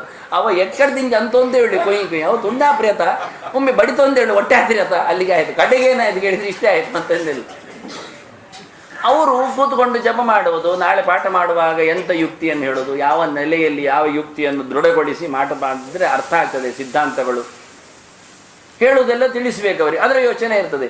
ಇದರ ಬಗ್ಗೆ ಅವರು ಉತ್ಸವ ಮೂರ್ತಿ ಇದ್ದಾಗ ಕೂತ್ಕೊಳ್ಳೋದು ಉಪಾಯ ಇಲ್ಲ. ಅವರು ಒತ್ತಾಯ ಮಾಡಿರ್ತಾರೆ ಪ್ರೋಗ್ರಾಮ್ ಮಾಡುವವರು, ನೀವು ಇರಬೇಕಲ್ಲಿ, ಆಯಿತು ಇರೋದು ಅಷ್ಟೇ, ಇರೋದು ಮಾತ್ರ ಅವ್ರಿಗೆ ಮತ್ತೇನಿಲ್ಲ. ಅಲ್ಲಿಲ್ಲ ಅವರು ಆಬ್ಸೆಂಟ್, ಮೆಂಟಲಿ ಆಬ್ಸೆಂಟ್. ಅವರು ಫಿಸಿಕಲಿ ಇದ್ದಾರೆ, ಕೆಲವೊಮ್ಮೆ ನಿದ್ದೆ ಮಾಡ್ತಾ ಇರ್ತಾರೆ, ಜಪವೂ ಮಾಡ್ತಾ ಇರ್ತಾರೆ, ಇನ್ನೊಬ್ಬರ ಹತ್ರ ಪಟ್ಟಾಂಗೂ ಮಾಡ್ತಾರೆ, ಪ್ರಸಾದವೂ ಕೊಡ್ತಾ ಇರ್ತಾರೆ. ಏನಾಯ್ತು ಕೇಳಿದರೆ ಅವೇ ಆತ್ಮ ಒಟ್ಟೊಂದು ತಿತ್ತೆ ಒಟ್ಟಾಯನೆಂದು ಗೊತ್ತಿದೆ ಅಷ್ಟಾಯ್ತು. ಇಷ್ಟು ಅಲ್ಲಿರತಕ್ಕಂಥ ವ್ಯವಸ್ಥೆ. ಅದಕ್ಕೆ ಹೇಳಿದವರು ಎಲ್ಲಿಯೂ ಹೇಳುವುದಿಲ್ಲ, ಎಲ್ಲಿಯೂ ಬೊಬ್ಬೆ ದೇವರ ಬಗ್ಗೆ ಹಾಡಬೇಕಾ, ದೇವರನ್ನು ಮಾತ್ರ ಮಾತಾಡಿಸ್ಬೇಕು. ಮೌನ. ಸಂತೆ ಹೋಗುವಾಗ ಎಲ್ಲರೊಟ್ಟು ಹೋಗಬೇಕು, ವ್ಯಾಪಾರ ಮಾಡಲಿಕ್ಕೆ, ಕುದುರಿಸಲಿಕ್ಕೆ, 4 ಅಲಸಂಡೆ ಅವರಿಗಾದರೂ ಕೊಡಲಿಕ್ಕೆ, ಇವರಾದರೂ ತಗೊಳ್ಳಿಕ್ಕೆ. ದೇವಸ್ಥಾನಕ್ಕೆ ಬಂದಾಗ ಒಬ್ಬರೇ ಬರಬೇಕು, ದೇವರ ಹತ್ರ ಮಾತಾಡಲಿಕ್ಕೆ. ಇವತ್ತು ಅದನ್ನು ಬದಲಾಗಿದೆ. ದೇವಸ್ಥಾನ ಹೋಗೋ ಹೇಳೋದು, ಏನು ದೇವಸ್ಥಾನ ಹೋಗೋದು, ಬರ್ಬಾರ ಎಲ್ಲ ಪಟ್ಟಾಂಗ ಮಾಡಿಕೊಂಡು ಹೋಗೋದು. ಸೀರೆ ತುದ್ದಾನ, ನೆಕ್ಲೆಸ್ ಎತ್ಕೊಳ್ಳಿಯೇ, ಅಷ್ಟೇ ಮುಗಿದು. ದುಡ್ಡು ಕೊಳ್ಪೆ ನಾಯಿ, ಮಗ ದುಡ್ಡು ಕಳಿಸ್ತಾನ, ಮಗಳು ಮನೆಗೆ ಬರ್ತಾಳ. ಮಗಳು ದುಡ್ಡು ಕಳಿಸೋದು ಬೇಡ, ಮಗ ಮನೆಗೆ ಬರೋದು ಬೇಡ, ವಿಷಯ ಇಷ್ಟೇ ಇರೋದು. ಅದರ ಆಚೆಗಿಲ್ಲ. ಹೋಗಿ ಸುತ್ತು ಮುಗಿಸಿ ಬರುವಷ್ಟು ಇಷ್ಟೇ ತಲೆ ಹರಟೆ ಹೊರತು ದೇವರ ವಿಷಯವೇ ಇಲ್ಲ, ದೇವರ ಹತ್ರ ಮಾತಾಡೋದಿಲ್ಲ. ಸಂತೆ ಹೋಗುವಾಗ ಯಾರ ಹತ್ರ ಹೇಳೋದಿಲ್ಲ, ಮೌನವಾಗಿ ಅನ್ನ ಬತ್ತಾನ ಏನೋ ಒಳ್ಳೆದಿದ್ರಲ್ಲ ಅಲ್ಲಿ ಅಂದರೆ 10 ರೂಪಾಯಿ ಕಮ್ಮಿಯಲ್ಲಿ ಅವರಿಗೆ ಸಿಗಬಾರ್ದು, ಇವ್ರು ಮಾತ್ರ ತಿನ್ನಬೇಕು ಅಂತ ಒಂದು ಹಠ. ಅವ್ರ ದುಡ್ಡು ಅವರೇ ಕೊಡೋದು, ಅವರೇ ತರೋದು, ಪಾಪ ಅವ್ರಿಗೆ ಬೇಕಾದೇ ತಗೊಳ್ಳೋದು. ಆದರೂ ನಂಜು ಪುಳ್ಚಟ್. ಈ ಯಾವುದಲ್ಲಿ ಏನಾಗಬೇಕು ಯಾರಿಗೆ ಗೊತ್ತಿಲ್ಲ ಕತೆ. ಆದ್ದರಿಂದ ಮಾಸು ಕೂಗುವ ಕಥೆಯೇ ಇಲ್ಲ ಲೋಕದಲ್ಲಿ, ಕ್ರಮ ಹಾಗೆ. ಅದನ್ನ ಇವಾಗ ಕೇಳ್ತಾನೆ ಭಜನೀಯ, ನಾನು ಸೇವೆ ಮಾಡಬೇಕೇ ಕೇಳಿದ ಭಜ ಸೇವಾಯನ್. ನಾನು ನನ್ನ ತಂದೆ ತಾಯಿಗಳ ವಿಷಯದಲ್ಲಿ ಆಗಲಿ, ಗುರು ಹಿರಿಯರ ವಿಷಯದಲ್ಲಿ ಆಗಲಿ, ಲೋಕದ ವಿಷಯದಲ್ಲಿ ಆಗಲಿ, ಕಲ್ಯಾಣಾರ್ಥವಾಗಿ ಯೋಗಕ್ಷೇಮಕ್ಕಾಗಿ ದುಡಿಲಿಕ್ಕಿದ್ರೆ, ಸರೋವರ ತೋಡಿಸ್ಲಿಕ್ಕಿದ್ರೆ, ರಸ್ತೆ ಸರಿ ಮಾಡಲಿಕ್ಕಿದ್ರೆ, ಇಷ್ಟಾಪೂರ್ತಗಳ ಬಗ್ಗೆ ಎಲ್ಲ ಭಜ ಸೇವಾಯಾಮ್ ಅಂತ ಪಬ್ಲಿಕ್ ಸೇವೆ, ಬಂಧುಗಳ ಸೇವೆ ಮಾಡಲಿಕ್ಕಿದ್ದೆ ಹೇಳಿ ಸರ್. ಕೇಳುತ್ತೆ ನಾನು ಎಲ್ಲ ಕೇಳಿದ ಬೃಹಿ ಅದ್ವಾಯುಪಾರ್ಯಮ ಅಂದ. ಅಲ್ಲ, ನಾನು ಕೇಳಿದ್ದರಲ್ಲೇ ಆಗಬೇಕು ಅಂತಿಲ್ಲ, ಇದು ಆಯ್ಕೆ ಅಲ್ಲ ನನ್ನದು, ನನಗೆ ಗೊತ್ತಿಲ್ಲ ಅಂದ. ನಾನು ಸುಮ್ಮನೆ ಕೇಳಿದೆ, ಕೇಳುವುದಾಗಲಿ, ಹೇಳುವುದಾಗಲಿ, ತಿಳಿಸುವುದಾಗಲಿ, ನಡೆಸುವುದಾಗಲಿ ನನಗೇನು ಗೊತ್ತಿಲ್ಲ.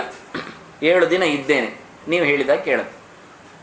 ಸರೆಂಡರ್, ಸಂಪೂರ್ಣ ತನ್ನನ್ನು ಒಪ್ಪಿಸಿದ, ಇದು ಮುಖ್ಯ. ಯಾವಾಗಲೂ ಆಗುವುದಾಗಿ ಗುರುಗಳು ಬಂದಿದ್ದಾರಂದಾಗ ಸರ್ವಸ್ವ ಅವರಿಗೆ ಕೊಡುವ ಕ್ರಮ ಇತ್ತು. ತನ್ನನ್ನೇ ಕೊಟ್ಟು ಬಿಟ್ಟಿದ್ದಾನೆ. ಬಂದವ ಯಾರು? ಮೃತ್ಯುಂಜಯನೇ ಬಂದಿದ್ದಾನೆ. ಸಾವಿನ ದೇವತೆಯೇ ಕಾಲಡಿಯಲ್ಲಿ ಕೂತು ಬಿಟ್ಟಿದೆ, ಇನ್ನೆಂತ ಕೇಳೋದು? ಸಾಯಬಾರ್ದು ಅಂತ ಕೇಳೋದ? ಅವನೇ ಕೂತಿದ್ದಾನೆ, ಅವನೇ ಬಂದಾಗಿದೆ, ಮಾತಾಡೋ ಪ್ರಶ್ನೆಯೇ ಇಲ್ಲ. ಭಾಳ ಗಮ್ಮತ್ನಲ್ಲಿ ಹೇಳಿದ್ದಾನೆ, ನನಗಿನ್ನೇನು ಬೇಡ, ನೀವು ಹೇಳಿ ಮಾಡ್ತೀನಿ. ಶ್ರೀಕಾಚಾರ್ಯ ಹೇಳ್ತಾರೆ, ಚಂದ ಪ್ರಶ್ನೆ ಕೇಳ್ತೀಯಲ್ಲ ಅಂದ. ನೋಡಿ, ವರಿಯಾನೇಶದೇ ಪ್ರಶ್ನ ಕೃತೋ ಲೋಕಹಿತಂತ್ರತ ಆತ್ಮಸಮ್ಮತ ಪುಂಸಾಂ ಶ್ರೋತವ್ಯಾದಿಶಿಯಪ್ಪನ. ಕೇಳಬೇಕೇನು ಅಂತ ಮೊದಲು ಕೇಳಿದ್ದೀಯಲ್ಲ, ಅದು ನನಗೆ ತುಂಬ ಖುಷಿ ಆಯಿತು ಅಂದರು. ಮೊದಲು ಕೇಳಿದ್ದವನು ಹೇಳಿದ್ದೆ ಹಾಗೆ ಶ್ರೋತವ್ಯ ಅಂತಾನೆ. ಏನು ಕಿಂ ಶ್ರೋತವ್ಯ, ಏನು ಕೇಳಬೇಕು ಅಂದ. ಅದಕ್ಕೆ ಹೇಳ್ತೇನೆ, ನೀನು ಕೇಳಬೇಕೇನು ಅಂತ ಕೇಳಿದ್ದು ಖುಷಿ ಉಂಟಲ್ಲ, ಯಾಕೆಂದರೆ ಇದು ಜೀವ ಇದ್ದವ್ರು ಕೇಳೋ ಪ್ರಶ್ನೆ ಅಂದ. ನೋಡಿ, ಎಷ್ಟೋ ಜನರಿಗೆ ಜೀವ ಉಂಟು ಅಂತೇ ಗೊತ್ತಿಲ್ಲ. ನಾವು ಮಾಡುವುದಷ್ಟೇ, ಈ ಬಗೆ ಬಗೆಯ ಎಲ್ಲ ಸೆಮಿನಾರ್ಸ್ಗಳು ಅಂತ ಮಾಡ್ತೇವೆ. ಜೀವನ ಮೌಲ್ಯ ಶಿಬಿರ ಅಂತ. ಎಂತ ಅಂದರೆ ಗೋಣಿ ಚೀಲ ಎತ್ಕೊಂಡು ಹೋಗೋದು ಅಷ್ಟೇ, ಮತ್ತೆಂಥದ್ದು. ಕೊನೆಗಿರೋದೇ ಸ್ಪರ್ಧೆ. ಗೋಣಿ ಚೀಲದಲ್ಲಿ ಓಟ ಮೊದಲೇ ಬಿದ್ದು ಸಾಯ್ತಾವೆ, ಸರಿ ಓಡಲಿಕ್ಕೆ ಬರೋದಿಲ್ಲ. ಅದರ ಮತ್ತೆ ಗೋಣಿ ಚೀಲದಲ್ಲಿ ಹಾಕೊಂಡು ಓಡೋದು, ಮೂಗು ಮುಸುನ್ನು ಧರ್ಕೊಳ್ಳೋದು. ಅದು ಎಲ್ಲರಿಗೂ ಪ್ರೈಸ್ ಇಲ್ಲ, ಜಾಸ್ತಿ ಧರಿದ್ದವನಿಗೆ ಮಾತ್ರ ಪ್ರೈಸ್ ಕೊನೆಗೆ. ಇದು ಕಷ್ಟ. ಎಲ್ಲ ಬಿದ್ದು ಎಲ್ಲರಿಗೂ ಮೂಗು ಮುಸುಂಡು ಧರ್ಪಿ ಹೋದರೆ ಪ್ರೈಸ್ ಕೊಡೋದಾದ್ರೆ ಚಂದ. ನಾನು ಓಡಲಿಕ್ಕೆ ಬರ್ತಿದ್ದೆ. ನಾನು ಯಾವ ಸ್ಪರ್ಧೆಗೆ ಬರೋದಿಲ್ಲ ಅದಕ್ಕೆ. ಹುಚ್ಚೂರು ಓಡ್ತಾರೆ, ನೋಡುದು ಗಮ್ಮತ, ಏರ್ ಬುಳಿರು ಲಾಯ್ಕಾನ ಖುಷಿಯ. ನನ್ನೊಂಚೂರು ಬರಿತು ಬರಲಿಲ್ಲ ಬೂಳ್ಳ. ಎಂಥ ಕರ್ಮಕ್ಕೆ? ಜೀವನ ಮೌಲ್ಯ ಶಿಬಿರ. ಜೀವನ ಮೌಲ್ಯ ಇಲ್ಲ, ಜೀವನ ಮೌಲ್ಯ. ಜೀವನ ಅಂದರೆ ಲೈಫ್. ಅವ್ರು ಹೇಳೋದಷ್ಟೇ, ಲೈಫನ್ನು ಎಷ್ಟು ವೈಭವೀಕರಿಸಬೇಕು ಅಂತ. ಜೀವನ ಅಂದರೆ ಬದುಕು. ಬದುಕನ್ನು ಗಮ್ಮತ್ತು ಮಾಡೋದು ಹೇಗೆ ಹೇಳಿಕೊಡಿ. ತಪ್ಪಿಸಿಕೊಳ್ಳೋದು ಹೇಗೆ ನೋಡಿ, ನುಣುಚಿಕೊಳ್ಳುವುದು, ತಪ್ಪಿಸಿಕೊಳ್ಳೋದು ಹೇಗೆ ಹೇಳಿಕೊಡಿ. ಜೀವ ಎಫಾಸ್ಟಬಿಯಸ್ ನ ಜೀವನ. ಜೀವ ಎನ್ನುವ ಒಂದು ಸೋಲಿದ್ದಲ್ಲ, ಅದರ ಮೌಲ್ಯ ಶಿಕ್ಷಣ ಶಿಬಿರ ಆಗಬೇಕು. ಅದು ಯಾರಿಗೆ ಗೊತ್ತುಂಟು? ಜೀವ ಉಂಟು. ನೀವು ಅದರ ಬಗ್ಗೆ ಮಾತಾಡ್ಲಿಕ್ಕೆ ಹೋದ ಹೇಳಿದೆ, ಇಲ್ಲೆಲ್ಲ ಬೇರೆಯವರೆಲ್ಲ ಇದ್ದಾರೆ, ಅದರ ಸೆಲೆ ಇರ್ತಾರೆ. ನೀವು ಆತ್ಮದ ಬಗ್ಗೆ, ಜೀವದ ಬಗ್ಗೆ ಮಾತಾಡಲಿಕ್ಕಿಲ್ಲ. ಮತ್ತೆ ನೀವು ಲೈಫಿನ ಬಗ್ಗೆ ಹಾಗಾದ್ರೆ ಲೈಫ್ ಹಾಕೊಂಡು ತಿರುಗಿ ಅಷ್ಟೇ. ಮತ್ತೆ ಲೈಫ್ ಉಂಟು, ಅದರ ರಾಜ್ಯ ಅಂತ ಹೇಳೋದು. ಮತ್ತೆ ಅದ್ರಲ್ಲಿ ಇವತ್ತು ಜೀವನ ಮೌಲ್ಯ ಅಂದರೆ ಬದುಕಿನ ಗಮ್ಮತ್ತು ಅಷ್ಟೇ ಹೊರತು, ನಮಗೆ ಅದರ ವ್ಯಾಲ್ಯೂ ಹೆಚ್ಚು ಮಾಡ್ತೇವೆ ಹೊರತು ವೈಭವ ಮಾಡ್ತೇವೆ. ಡಬಲ್ ಬೆಡ್ರೂಮು ಮನೆಯಲ್ಲಿ, ಮತ್ತು ಗೆಸ್ಟ್ ರೂಮು, ಪಕ್ಕದಲ್ಲಿ ಗೋಸ್ಟ್ ರೂಮು ಅಂದರೆ ಭೂತಕ್ಕೆ ಒಂದು ಮನೆ, ಅಲ್ಲಿ ಕೂತ್ಕೊಳ್ಳಿ, ಬರುವವರಿಗೆ ತಲೆ ಬಿಸಿ ಅದರಲ್ಲಿ ಹೋಗಲಿಕ್ಕೆ. ದೇವರ ಕೋಣೆ ಇಲ್ಲ ಅಲ್ಲಿ. ಕೊನೆಗೆ ಎಲ್ಲಿದ್ದಾನೆ ಬೆಳಗಾಗುವಾಗ ಹೇಳಿದರೆ ಅಂಗಳದ ಹೊರಗೆ ಪೋರ್ಟಿಗೋ ಹತ್ತಿರದಲ್ಲಿ ನಾಯಿ ಕಟ್ಟುವಲ್ಲಿದ್ದಾನೆ. ಚೂರು ನೆತ್ರೆ ಬತ್ನಾಯ್ತೆ ಅಂತಾನೆ. ಕರ್ಮ ಅದು ಬೊಗಳ್ತಾ ಇತ್ತೆ ನಿದ್ದೆವರೆ ಅಥವಾ ಮೂಸ್ತಾ ಇತ್ತು. ಇಷ್ಟು ಡಬಲ್ ಇದೆ ಎಂದು ಮಾಡೋದು. ನಾವು ಬದುಕನ್ನು ಗಮ್ಮತ್ತು ಮಾಡ್ತೇವೆ, ಬದುಕನ್ನು ಹಸನುಗೊಳಿಸ್ತಾ ಇಲ್ಲ, ಪೊರ್ಲು ಮಾಡ್ತಾ ಇದ್ದೇವೆ. ಅದರ ಬದಲು ಅದರಲ್ಲಿರ್ತಕ್ಕಂಥ ಗಮ್ಮತ್ತಿನಲ್ಲಿ ಸಂತೋಷವಾಗಿ ಬದುಕುವ ನಮೂನೆ ನೋಡ್ತಾ ಇಲ್ಲ. ಇದು ಕಷ್ಟ. ಫಾಸ್ಟ್ ಫುಡ್ ಸಿಗ್ತದೆ, ಎಲ್ಲ ಮೆಷಿನ್ಸ್ ಉಂಟು, ಆದರೆ ಜೀರ್ಣ ಆಗಲಿಕ್ಕೆ ಮಾತ್ರ ನಮ್ಮಲ್ಲಿ ಕಿಡ್ನಿ ಸಮ ಇಲ್ಲ. ಸರಿಯಾಗಿ ಬಡ್ಕೊಳ್ಳಿಕ್ಕೆ ಹೃದಯ ಇದ್ದಲ್ಲಿಲ್ಲ. ಅದು ಎಲ್ಲೋ ಡಮಕ್ ಆಚೆ ಹಾರ್ಕೊಂಡು ಈಚೆ ಆಗೋದು ಗೊತ್ತಿಲ್ಲ. ವಿಚಿತ್ರ ಆಗಿದೆ ಕಾಯಿಲೆ. ಆದ್ದರಿಂದ ಮನುಷ್ಯ ನಿಜವಾಗಿ ಆಗಬೇಕಾದ್ದು ಆತ್ಮನ ಬಗ್ಗೆ ಸ್ಥೈರ್ಯವನ್ನು ತಳೆದುಕೊಳ್ಳು. ಅದು ಹೇಳ್ತಾನೆ. ಬಹಳ ಖುಷಿಪಟ್ಟು ಬೆನ್ನು ತಟ್ಟಿ ಹೇಳ್ತಾನೆ ರಾಜನಲ್ಲಿ, ಚಂದ ಕೇಳಿದಿ ನೀನು ಅಂದ. ಒಳ್ಳೆ ಕೇಳಿದಿ, ಯಾಕೆಂದ್ರೆ ನೀನು ಇವತ್ತು ಕೇಳಿದ್ದರಿಂದ ನಾಳೆ ಜನ ಕೇಳಲಿಕ್ಕೆ ಸಿಗ್ತದೆ ಅಂದ. ಇದು ವಿಷಯ. ಒಬ್ಬ ರಾಜ ಕೇಳಿಕೊಂಡ ಭಾಗವತದ ಸಪ್ತಾಹ 7 ದಿನದ ಚಿಂತನೆ ಏನಿದೆ, ಇವತ್ತು ಲೋಕ ವರ್ಬಡಿ ಹೋಗಿದೆ. ಏನಲ್ಲದಿದ್ರೂ ಆಗ್ತದೆ ಅಂತ ಆಯ್ತಾ ಇಲ್ವಾ ಅಂತಾನೆ. ಏನೋ ಉಂಟು ಅಂತ ಗೊತ್ತಾಗ್ತದಲ್ಲ ಅಂತಾನೆ. ಪರಿಯಾನೇಶದೇ ಪ್ರಶ್ನ ಕೃತ ಲೋಕ ಐತಂದ್ರಪ್ಪ. ನೀನು ಲೋಕಕ್ಕೋಸ್ಕರ ಕೇಳಿದೆ, ನೀನು ಸತ್ರು ಪರವಾಗಿಲ್ಲ, ನೀನು ಸಾಯ್ಲಿಕ್ಕೆ ಹೋದ್ರೂ ತೊಂದರೆ ಇಲ್ಲ, ಉಳಿದವರನ್ನು ಬದುಕಿಸಿ ಹೋದೆ ಅಂತಾನೆ. ಇದು ಮುಖ್ಯ ವಿಷಯ. ಇದು ನೋಡೋದಿಲ್ಲ ನಾವೀಗ. ಭಾಗವತ ಏನು ಮಾಡ್ತದೆ ಕೇಳ್ತಾರೆ. ಭಾಗವತ ಮಾಡಿಸ್ತೇವೆ ಹೇಳಿದಾಗ ಕೇಳ್ತಾರೆ, ಜಾನೆ ಸೈಪರ ಅಂತ. ಯಾಕೆಂದ್ರೆ ಅದು 7 ದಿನ ಆದ ನಂತರ ಪರೀಕ್ಷಿತ ಸತ್ತಲ್ಲ, ಅದಕ್ಕೆ ಎಲ್ಲಿಯಾದರೂ ಸತ್ತರೆ ಇವರಿಗೆ ಹೆದರಿಕೆ. ಪರೀಕ್ಷಿತ ಸಾಯಲಿಲ್ಲ, ಮತ್ತೆ ಸಾವನ್ನು ಗೆದ್ದ, ಇನ್ನು ಸಾಯಲಿಕ್ಕೆ ಬರುವುದಿಲ್ಲವ, ಮತ್ತೆ ಹುಟ್ಟುವುದೇ ಇಲ್ಲವ, ಅವ ಮೋಕ್ಷಕ್ಕೆ ಹೋದ, ದೇವರ ಹತ್ತಿರ ಹೋದ. ಅದು ಹೇಳಿ ಅಂತಹ ನಮಗೆ ತಾದಾತ್ಮ್ಯ ಬರಲಿ. ಅದಕ್ಕೋಸ್ಕರ ನಾವು ಸೇರುವ, ಅದನ್ನು ತಿಳ್ಕೊಳ್ಳುವ, ಅದನ್ನು ಹೊತ್ತುಕೊಂಡು ಹೋಗುವ. ಅದು ಸಪ್ತಾಹ ಯಾವತ್ತೂ ಆಗ್ತಾ ಇರಲಿ. ಸಪ್ತಾಹ 7 ದಿನದಲ್ಲಿ ಮುಗಿಸ್ಲಿಕ್ಕೆ ಹೇಳಿದ್ದಲ್ಲ. ಶುರು ಮಾಡಿ ಕೊನೆ ಮಾಡುವಾಗ 7 ದಿನ ಆಗ್ತದೆ, ಮತ್ತೆ ಶುರು ಆಗ್ತದೆ. ಆದಿತ್ಯವಾರ ಶುರು ಮಾಡಿದರೆ ಶನಿವಾರ ಕಡೆ ಆಗ್ತದೆ, ಮತ್ತೆ ಮನೆ ಆದಿತ್ಯವಾರ ಇರುವುದಲ್ಲ, ಶುರು ಮಾಡಿ ಅಂದ. ಪ್ರತಿ ವಾರ ಓದಿ ಅಂತ ಹೇಳಲಿಕ್ಕೋಸ್ಕರ 7 ದಿನ ಹೇಳಿದ್ರು ಅವ್ರದ್ದು. ಜನ್ಮಕ್ಕೆ 1 ವಾರ ಮಾಡಿ ಮತ್ತೆ ಖಾಲಿ ಮಾಡಿ. ಏನು ಭಾಗವತ ಮಂತಕ್ಕೆ ಎಂತ ಅದು? ಮಂತ ಎಲ್ಲಿಗೆ ಎಂತ ಆಗ್ತದೆ? ಎಂತ ಆಗೋದಿಲ್ಲ. 7 ದಿನದಲ್ಲಿ ಏನಾಗೋದಿಲ್ಲ. ಹೇಳಲಿಕ್ಕೆ ಗೊತ್ತಾಗ್ತದೆ ಎಂಥದ್ದು ವಿಷಯ ಉಂಟು, ಉತ್ತಿಷ್ಠಾತ ಅಷ್ಟೇ. ಜಾಗ್ರತ ಆಗಲಿಲ್ಲ, ಇನ್ನೆಷ್ಟೋ ಕೇಳಬೇಕು. ನಾನು ಒಂದು ಕಡೆಯೂ ಒಂದು ಸಪ್ತಾಹ ಮಾಡಿದಾಗ ಇನ್ನೊಂದು ಕಡೆ ಹೇಳಲಿಲ್ಲ. ಯಾಕೆಂದರೆ ನನ್ನದೇ ಜನ ತುಂಬ ಕಡೆಗೆ ಬರ್ತಾರೆ, ಒಂದು ವಿಷಯ. ಎರಡನೇದು, ನನ್ನದೇ ವಾಯ್ಸು ಕ್ಯಾಚ್ ಆಗ್ತದೆ, ಎಷ್ಟೋ ಜನಕ್ಕೆ ಸಿಗ್ತದೆ. ನಾನು ಸತ್ತ ನಂತರವೂ ಸಪ್ತಾಹ ಉಳಿತದೆ. ಹಾಗಾಗಿ ಇವತ್ತೇ 100 ಕಡೆಗಡೆ ಆದ ಸಪ್ತಾಹಗಳಿಂದ ಇಷ್ಟು ರಾಶಿ ಬಿದ್ದಿದೆ ಕ್ಯಾಸೆಟ್ಗಳು. ಆದ್ದರಿಂದ ವಿಷಯಗಳನ್ನು ನಾನು ಒಂದು ಕಡೆಯಲ್ಲಿ ಹೇಳಿದ್ದನ್ನು ಹೇಳಲಿಕ್ಕೆ ಹೋಗುವುದಿಲ್ಲ. ಸುಮಾರೊಂದು 30% ಇರ್ಬೋದು, 70% ಚೇಂಜ್. ಯಾಕೆ ಹಾಕಬೇಕು ಜನರಿಗೆ? 18,000 ಶ್ಲೋಕಗಳ ಗ್ರಂಥ. ಶ್ಲೋಕಾರ್ಧಂ ಶ್ಲೋಕ ಪಾದಂ ವಾ ನಿತ್ಯಂ ಭಾಗವತಂ ಪಠೇತ್ ಅಂತಾರೆ. ಒಂದು ಶ್ಲೋಕ ಇಡೀ ದಿನ ಮಡಿಸ್ಲಿಕ್ಕೆ ಆಗೋದಿಲ್ಲ ಅಂತ, ಅಷ್ಟು ಆಳ ಇದೆ. ಇವತ್ತು ಭಾಗವತಕ್ಕೆ ಲಿವಿಂಗ್ ಕಮೆಂಟರೀಸ್ ಎಷ್ಟು ಉಂಟು ಕೇಳಿದರೆ 50 ಮೇಲೆ ಉಂಟು. ಚೆನ್ನಾಗಿ ಗಟ್ಟಿಮುಟ್ಟಾದದ್ದು. ಹಾಗಾದರೆ ಎಷ್ಟು ಜೋರಿ ಇರಬೇಡ ಭಾಗವತ ಅಂದರೆ. ಸಾಮಾನ್ಯ ಡಿಕೋಡ್ ಮಾಡುವ ವಸ್ತು ಅಲ್ಲ ಭಾಗವತ ಅಂದರೆ. ಗಮ್ಮತ್ತಿಗೆ ಓದಿಕೊಂಡು ಹೋಗಿದ್ರೆ ಸ್ವಲ್ಪ ಗೊತ್ತಾಗ್ತದೆ ಹೇಳಲಿಕ್ಕೆ ಅಷ್ಟೇ ಹೊರತು ಅತ್ಯಂತ ಆಳವಾದ ಪ್ರಮೇಯಗಳ ರಾಶಿ ಉಳ್ಳದ್ದು. ಅದಕ್ಕೆ ವ್ಯಾಸರು ಹೇಳಿದ, ಅರ್ಥೋಯಂ ಬ್ರಹ್ಮಸೂತ್ರಾಣಂ ಭಾರತಾರ್ಥ ವಿನಿರ್ಣಯ ಗಾಯತ್ರಿ ಭಾಷ್ಯರೂಪೋಸು ವೇದಾರ್ಥ ಪರಿಭ್ರಮಿತ ಪುರಾಣ ನಮ್ಮ ಸಾರರೂಪ ಅಂತ. 17 ಪುರಾಣಗಳ ಸಾರ ಇಲ್ಲಿದೆ ಅಂದರೆ 17 ಪುರಾಣ ಓದಿ ಬರಬೇಕು ಅವನು. ತಮಾಷೆ ಅಲ್ಲ, ಸುಮ್ಮನೆ ನೋಡಿ ಬಂದವನಿಗೆ ಭಾಗವತ ಅಲ್ಲ. ಅಂಥದ್ದೆಲ್ಲ ಲೋಕದಲ್ಲಿ ಎಲ್ಲರೂ ಕಮೆಂಟ್ರಿ ಮಾಡ್ತಾರೆ, ಅದರ ಪ್ರಯೋಜನ ಏನು? ಅದು ವಿಷಯವೇ ಅಲ್ಲ. ನಿಜವಾಗಿ ಅಧ್ಯಯನ ಮಾಡಿ 6 ವರ್ಷಗಳವರೆಗೆ ಬನ್ನಂಜಿಯವರು ನನಗೆ ಪಾಠ ಮಾಡಿದ್ದಾರೆ ಭಾಗವತ ಅಂದರೆ, ಒಂದು ಗ್ರಂಥ, ಒಂದು ಹೊತ್ತಾಗಿ ಒಬ್ಬರಲ್ಲಿ ಅಂದಾಗ. ಇಂಥ ಸುಮಾರು ಅಧ್ಯಾಪಕರಿದ್ದಾರೆ ನನಗೆ ವೇದಾಂತ ಸಾಮ್ರಾಜ್ಯದಲ್ಲಿ. ಅಷ್ಟು ಕಠಿಣವಾದವರು ಹೇಳಿದರು, 100 ವರ್ಷದ ಇತಿಹಾಸದಲ್ಲಿ ಈಗೊಂದು ಪಾಠ ಮಾಡಿದ್ದು ಅಂತಿಲ್ಲ, ನಿನಗೊಂದು ಕೊಡ್ತಾ ಇದ್ದೇನೆ ಅಂದರು ಅವರು. ಪಾಠ ಕೇಳಲಿಕ್ಕೆ ಬರ್ತಾರೆ ಅಂತಲೇ ಜನಕ್ಕೆ ಗೊತ್ತಿಲ್ಲ, ಒಟ್ಟು ಓದ್ತಾರೆ ಹೇಳ್ತಾರೆ, ಅದೇ ಕಷ್ಟ ಕತೆ ಅಂದರೆ ಹಾಗೆ. ಆದ್ದರಿಂದ ಪರೀಕ್ಷಿತನಿಗೆ ಶುಕಾಚಾರ್ಯ ಹೇಳ್ತಾರೆ ವರೀಯಾನೇಶತೆ ಪ್ರಶ್ನ ಅಂತ. ಒಳ್ಳೆ ಚಂದ ಪ್ರಶ್ನೆ ಕೇಳಿದ್ದು. ಆತ್ಮವಿತ್ ಸಮ್ಮತ ಪುಂಸಾಂ ಶ್ರೋತವ್ಯಾದಿಶಿ ಎಪ್ಪರ. ಕೇಳುವುದರಲ್ಲಿ ಕೇಳಬೇಕು, ಅದರಲ್ಲಿ ಉತ್ತಮವಾದದ್ದು ತಿಳ್ಕೊಳ್ಬೇಕು, ಅದಕ್ಕೆ ಸಾಯುವ ಮುಂಚೆ ಅದು ತಿಳ್ಕೊಳ್ಬೇಕೆನ್ನುವ ಹಠ ನನಗೆ ಖುಷಿ ಆಯಿತು. ಆದರೆ ಹಠ ಏನೋ ಚಂದ ಇದೆ, ಕೇಳಬೇಕು ಅಂತ ಹೇಳಿದ್ದಿ, ನಿನಗೆಷ್ಟು ಗೊತ್ತುಂಟು ಅಂತ ಕೇಳುವ ಅಂದ. ಎಂತ ಕೇಳುವುದು? ಶ್ರೋತವ್ಯಾನೀಹ ರಾಜೇಂದ್ರ ನೃಣಾಂ ಸಂತಿ ಸಹಸ್ರಶಃ ಅಪಶ್ಯತಾಂ ಆತ್ಮತತ್ವಂ ಗೃಹೇಶು ಗೃಹಮೇಧಿನ. ಶ್ರೋತವ್ಯಾದಿಷು ಕೇಳಬೇಕು ಎನ್ನುವುದರಲ್ಲಿ ರಾಶಿ ಕಟ್ಲೆ ಉಂಟು. ಸಹಸ್ರಶಃ ಅಪಶ್ಯತಾಂ ಆತ್ಮತತ್ವಂ. ದೇವರ ಬಗ್ಗೆ ಎಚ್ಚರಗೊಳ್ಳದವರಿಗೆ ಏನು ಹೇಳುವ? ಹೇಗೆ ಹೇಳುವ? 100 ವರ್ಷ ಬದುಕ್ತಾರಲ್ಲ ಅಂದರೆ 100 ವರ್ಷ ಬದುಕ್ತಾರೆ, 50 ವರ್ಷ ಮಲಗ್ತಾರೆ. ಅದೆಂಥದ್ದು? ಹೌದು, ದಿನ ರಾತ್ರಿ ಮಲಗುವುದೇ ಅಲ್ವಾ? ದಿನ ರಾತ್ರಿ ಮಲಗುವುದು ಅಂದರೆ ಎಷ್ಟು ಗಂಟೆಗೆ? ಸಣ್ಣಗಿರುವಾಗ ಬೇಗನೆ ಮಲಗು ಹೇಳ್ತಾ ಇರ್ತಾರೆ, ಮಲಗ್ತಾ ಇರಲೇಬೇಕು, ಮಲಗ್ತದೆ, ಮಗು ಮಲಗ್ತಾ ಇರ್ತದೆ. ಸಣ್ಣದು ಅಂದಾಗ 10-25 ವರ್ಷದವರೆಗೂ ಸಣ್ಣವನೇ ಅವನು, ದೊಡ್ಡವನಾಗುವುದಿಲ್ಲ, ಜವಾಬ್ದಾರಿ ಬರುವುದಿಲ್ಲ. ಆದ್ದರಿಂದ ನಿದ್ದೆ ಗಡದ್ದು ಬರ್ತದೆ ಎಲ್ಲಿ ಬಿದ್ದುಕೊಂಡ್ರು. ಮತ್ತೆ ಶುರುವಾಗುವುದು. ಮದುವೆ ಆದ ನಂತರ ಗೊತ್ತಾಗ್ತದೆ ನಿದ್ದೆ ಎಲ್ಲಿ ಉಂಟು. ನಿದ್ದೆ ಅಡಿ ಓಡುತ್ತದೆ, ಮತ್ತೆ ಗಡಿಬಿಡಿ ಆಗ್ತದೆ, ಹೆಚ್ಚು ಕಡಿಮೆ ಆಗಿ ಶುರು ಆಗ್ತದೆ. ಆಗಲೇ ಅಯ್ಯ ಮದುವೆ ಆದ ನಂತರ ಆದರೂ ಗಮ್ಮತ್ತಾಗಿರುವಾಗಲೂ ನಿದ್ದೆ ಕಮ್ಮಿ ಮಾಡಿದ್ನಲ್ಲ, ನಿದ್ದೆ ಕಮ್ಮಿ ಮಾಡಿದ, ದೀಪ ಹಾಕಿದ್ದಾನ, ಪುಸ್ತಕ ಹಿಡಿದಿದ್ದಾನ, ಓದ್ತಾ ಇದ್ನ? ಇಲ್ಲಲ್ಲ, ಎಂಥದೋ ಏರು ತಗ್ಗುಗಳನ್ನು ಲೆಕ್ಕ ಆಗ್ತಾ ಇದೆ ಅಷ್ಟೇ ತಾನೇ, ಮತ್ತೇನುಂಟು ಕೇಳಿದ. ನಿದ್ರೆಯ ಹ್ರಿಯತೆ ನಕ್ತಂ ವ್ಯವಾಯೇನ ನವಂ ವಯಃ ದಿವಾಚ ಅರ್ಥೇಹಯ ರಾಜನ್ ಕುಟುಂಬ ಭರಣೇ ನಮ. ಹಾಗಾದರೆ ಆಯಿತು, ಬಾಲ್ಯದಲ್ಲಿ ಹೆಚ್ಚು ನಿದ್ದೆ 10-15 ಗಂಟೆ 20 ಗಂಟೆ ಬೆಕ್ಕಿನ ಹಾಗೆ. ಯೌವನದಲ್ಲಿ ನಿದ್ದೆ ಕಡಿಮೆ ಆದರೂ ಗಲಾಟೆ ಹೆಚ್ಚಾಗ್ತದೆ, ಓದುವುದಿಲ್ಲ, ಹೋಯ್ತು.